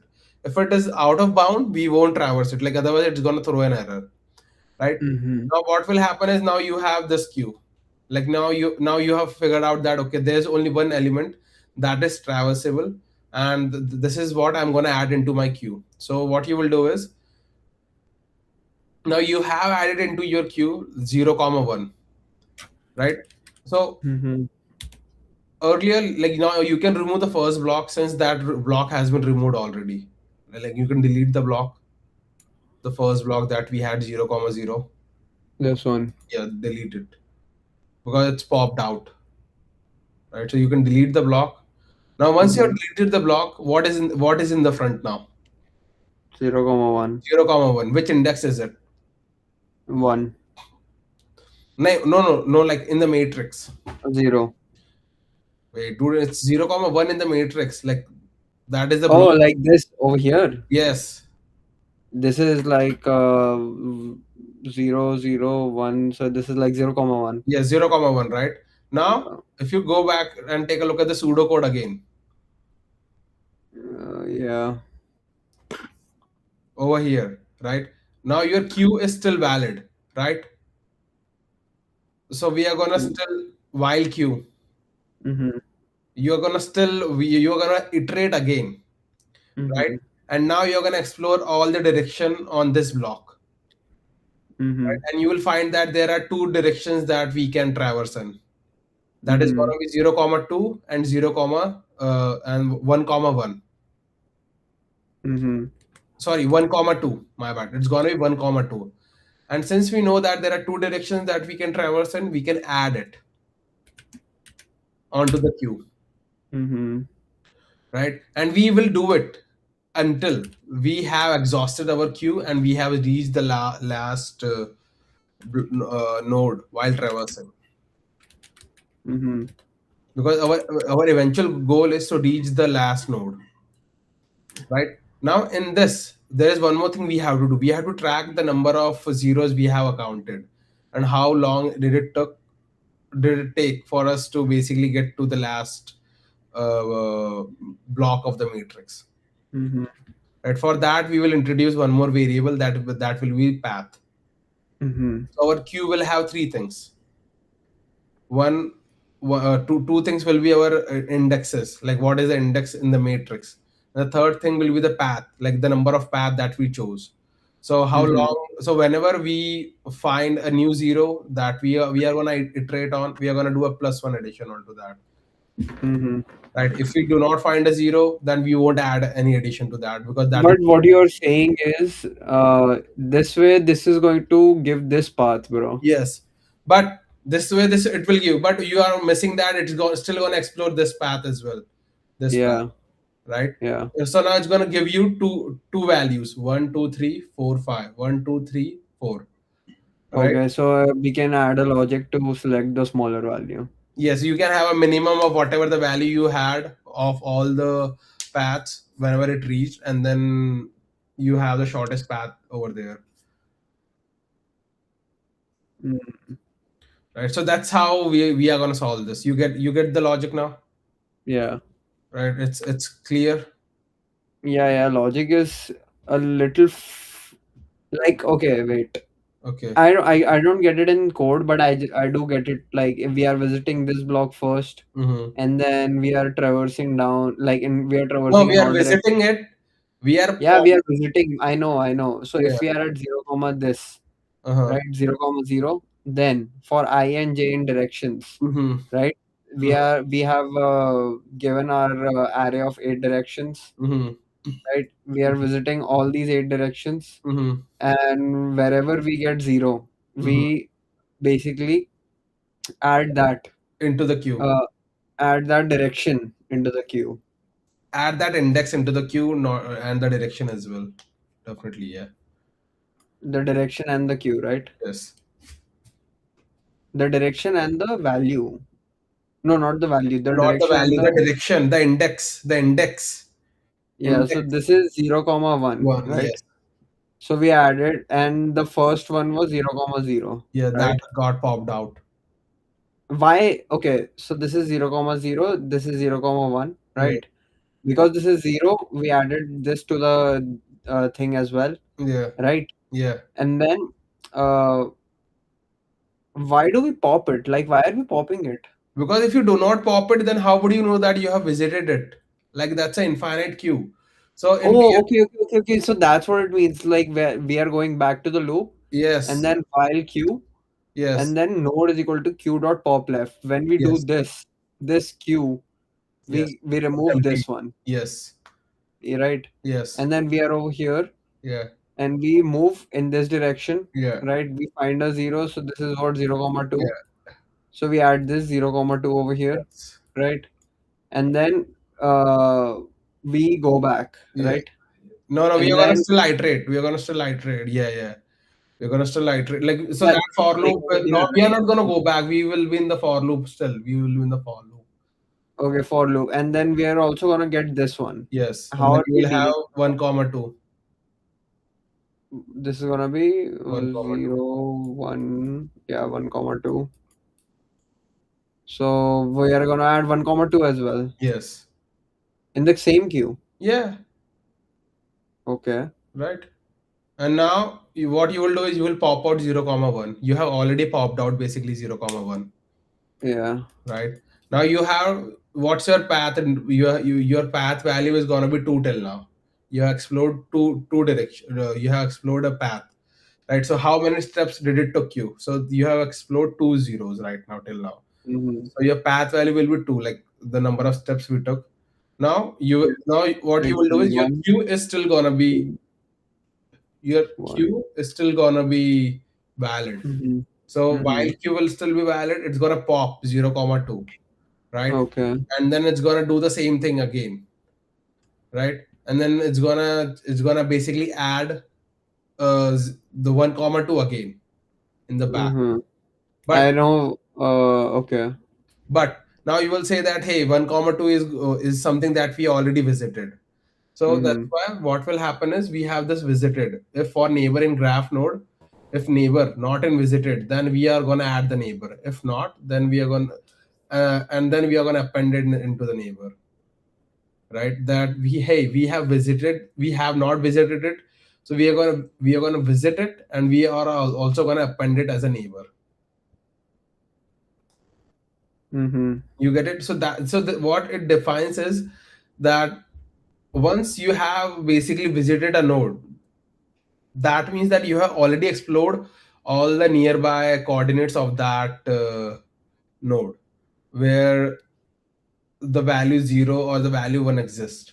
And since you have explored them, you have already added them into the queue, and our other algorithm have already explored it accordingly, right? So this occurs until we have reached the last block, that is -1 comma 1. Right. So Mm-hmm. when we reach our last block, that whenever our queue is getting emptied, right, and the value of our grid is not -1 comma 1, then we will return -1. If the value of our grid is -1 comma 1, like we have reached the end of the grid, then we will return the number of steps it took for us to reach Mm-hmm. over there. Mm-hmm. You get it? Partially. Okay. Okay. Now let's see if. So what do you want to write in the code? So what we will do is we will update node to ij and k. Replace the node with I, J, and K. Like I comma j. Yeah, I comma J comma K. 3. Yeah, because we need one for our path as well to define what path are we at. Now, after directions, what we will do is, Oh, by the way, yeah, I think there is going to be one more edge case over here. The -1 comma 1. yeah, oh yeah, if -1 comma 1 is gonna be 1. Yeah. Okay. Yeah, we can add it, like we can add it later on, but let's first complete this part. It's like this direction, that is gonna be important. So now you will have, if you gotta remove this if statement. Which? Oh, Yeah, this one. node, yeah, remove this. We will have new row nr comma nc. nr comma nc. Yeah, equal to r plus dr comma c plus, sorry, I'm saying dr, R plus I plus C plus J. My bad. What the fuck?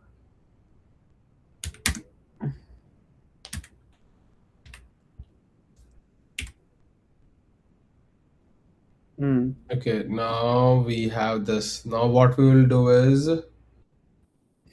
we need to check if the values are range bound. Okay, yeah. By the time you can add that edge case, I need to think a bit into this. That how what is the next step we have to take? You can add the edge cases till then, like the grid minus one Mm, equal to one, or that scenario. or grid minus, I think n minus 1.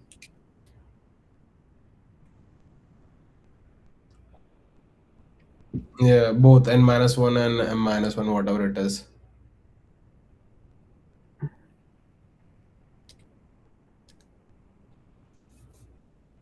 Oh, shit. What? Okay. Yeah. So now what we'll do is go back to after the for. 1 second, let me complete this.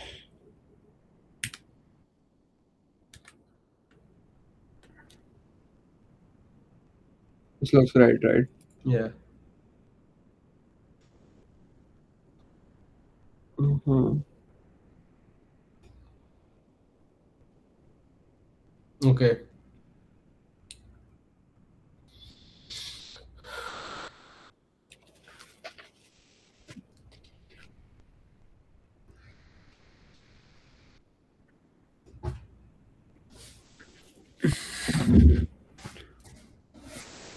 Row column distance. Okay, bro. Yeah. Let's go to 18th. Yeah. Yeah. Press enter.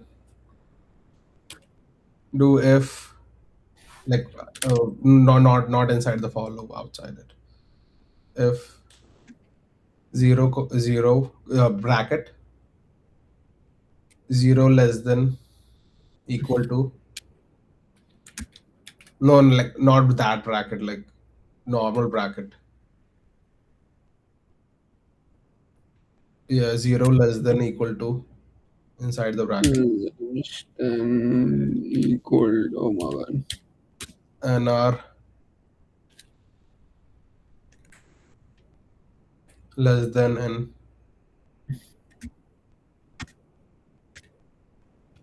and Like ampersand or. no, like this is and, yeah, and 0 less than equal to nr nc, sorry, nc 0 less than equal to nc comma less than n, and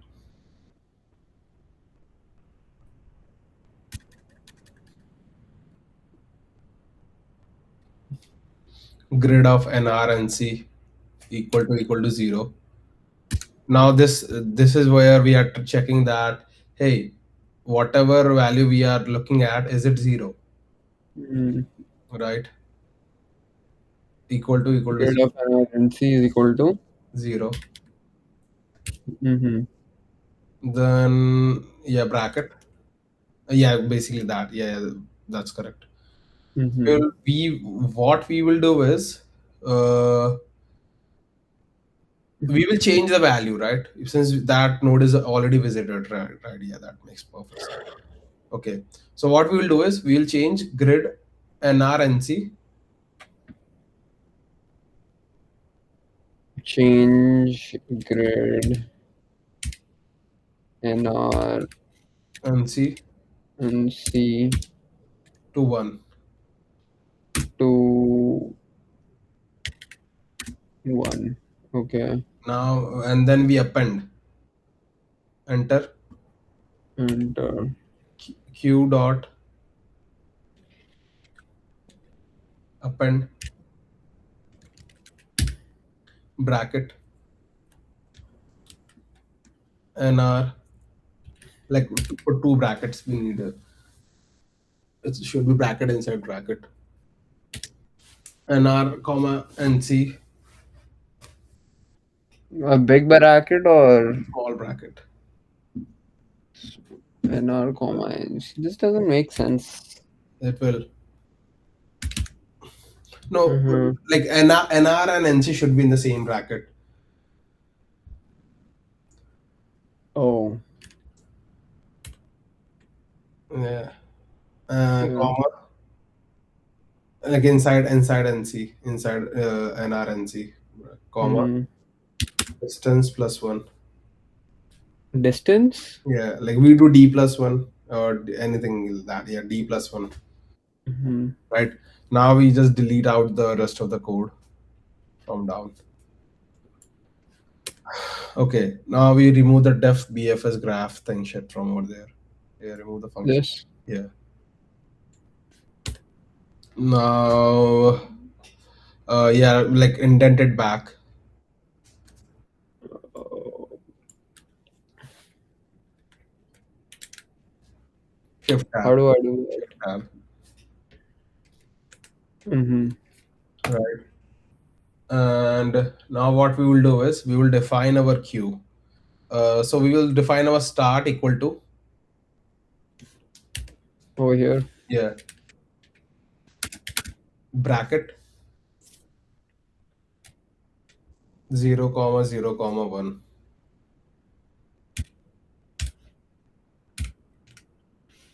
And then remove that visited and change it to grid 0 0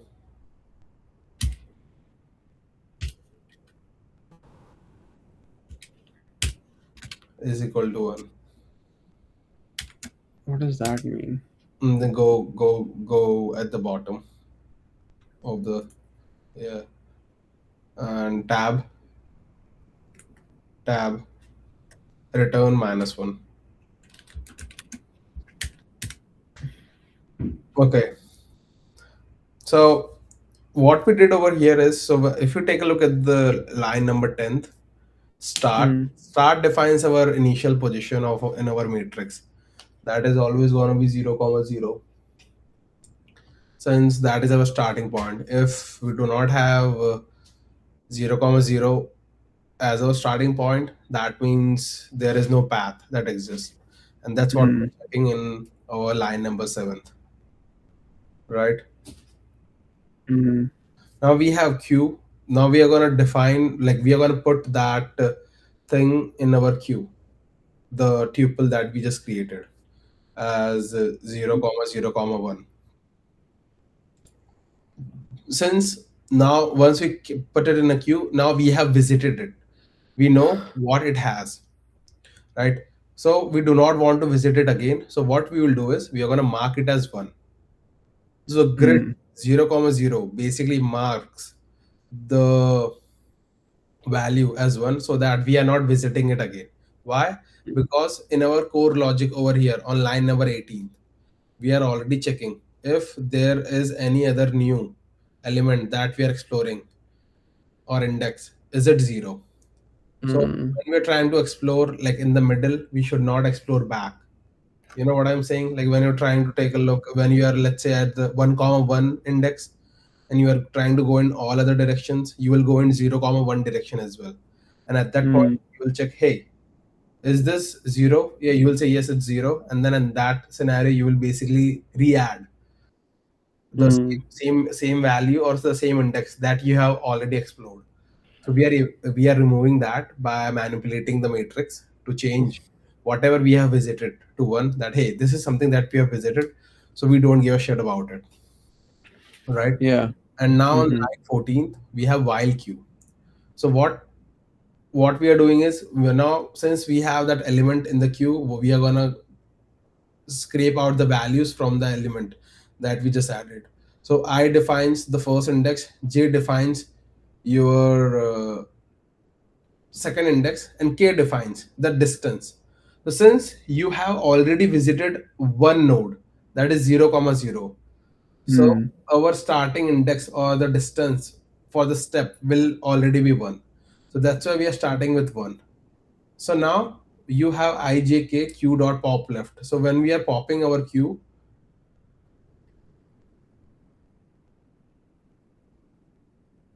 oh my bad, it should be RC. Change it to RC, dude. Yeah, yeah, it's gonna be wrong. On line 15, change it to RC. Yeah, RCK, RC, R comma C comma K. What is K Oh, my exactly? bad. D, make it D. My bad. Shit, fuck off of variables. D. Yeah, yeah, yeah. Okay. But where is D? We are defining distance or no? No, we are not defining. We are just gonna. So we have just defined distance when we are gonna pop it out of from Mm-hmm. our queue. That's how it Mm-hmm. works, right? So you know what? Let's run it and we will see where it breaks. Like you have to click run over there on the top middle. Yeah, it should definitely break somewhere. N is not defined. Okay. So we have to define length of our grid. So define n equal to length of our grid.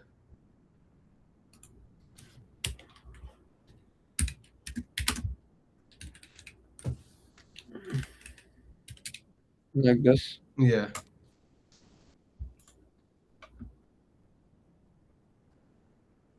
Okay. What Uh, did we fail? Go down. This should be -1. should be 2, but they are getting -1. Oh, we are getting -1. Okay, then our Oh, logic is wait. somewhat flawed. Is it because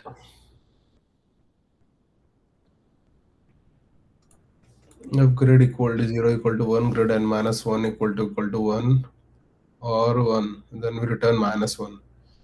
So we are returning -1 already. So that means we have some flaw somewhere. is it So in this line? what? Is it in this line? 8th? Yeah, Is this dude, wrong? the eighth line, that eighth line is causing that error. So it's either it's the eighth line or it's the last line, I guess.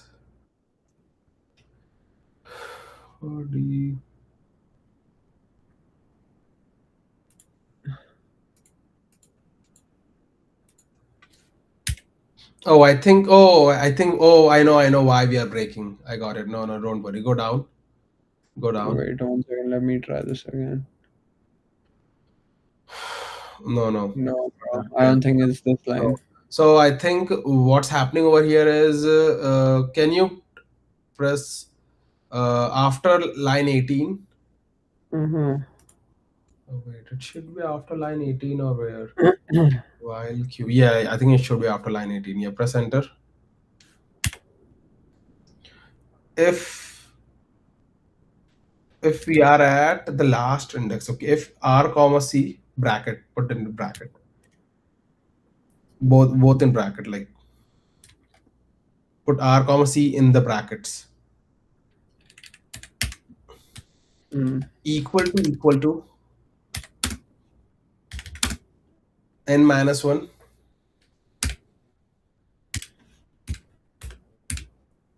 No, like in brackets. We are just comparing both the. Don't put n-1 in that bracket, normal brackets. N-1, comma n-1. So if we are already at over here, then do colon. Then we return D. That is our current distance. Yeah, we were not returning this. That's why it was breaking. Oh yeah, now it makes sense. Let me just verify. Go down a bit. Yeah, let's do this. Mm-mm. Still go down. What the fuck? We have RCD. If we have R comma C, that is gonna be 1. Then we have for I comma G in the directions. We are gonna go into the directions. We are gonna append it, right?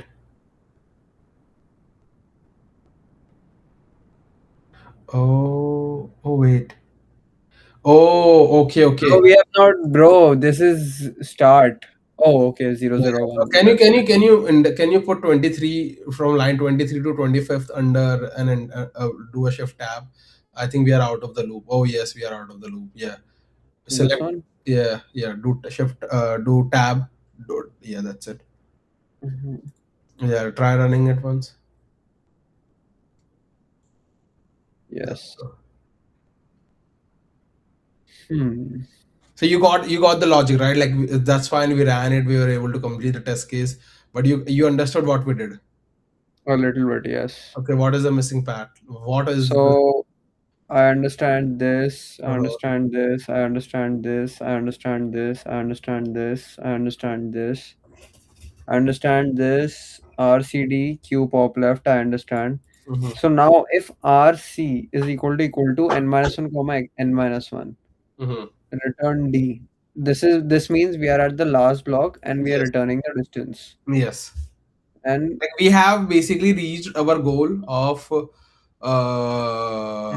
of But finding the shortest path. if not, then keep going for I Yes. and j in directions. Yes. nr comma nc is equal to r plus I comma r c plus j. Yes.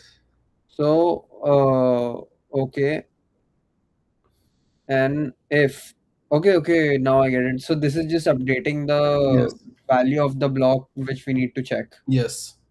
And if 0 is smaller than equal to This is the nr, range bound thing that the our ranges, like our yeah, value should not go 0 out is the smaller bound. than or equal to nr, but also smaller than n. What is n exactly over here? And look at the line number 7. Oh, length of grid, my bad. Length of grid is gonna be 3. Yeah. Like for this, length of grid is going to be 3, right? Yes. So the thing is, it's going to be 3 because it's a 3 cross 3 matrix. So we don't Yeah, have yeah, to worry about getting the two-dimensional vector or something like that. yeah. Okay, so this is gonna be okay. And this, I think this if loop is checking if the direction are in bound, Yes. right? Yeah. And nr comma nc is equal to 0. Mm-hmm. So what is nr nc? NRNC is the new index that we have Oh, found. new index. Yeah. Yes, this one. Okay. N is equal to 0. Then grid nr Mm-hmm. nc is equal to 1. Mm-hmm. So we are setting It it should back be to equal to 1. 1, not equal to 1. It should be equal to 1. That is a syntax mistake. It should be equal to 1. Yes. And then q append nr nc and d plus 1. Yes. So when we are appending the queue, then we have already sorted that, hey, there is another path that we can explore. Okay. Okay, I get it. I think Right? I get it.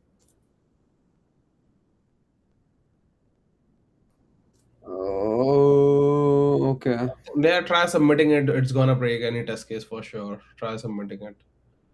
It's gonna break something. Oh, holy shit. 90 out of 90 test cases pass. Where were we? Dude, that thing is pretty random. Dude, that thing is almost random. I have seen Hmm. me myself getting in top like beats 99.9%, but just because on that day on that day the latency of a lead code was pretty good. So this is like a Uh, mediocre shit. We are not doing competitive programming. hmm. BFSQ, going in, going out. Hmm. Nice. Do you do coding? आप coding करते हो अभिषेक Chaudhary this guy bro Code, we vibe code. This is like brainstorming activity. GIDBD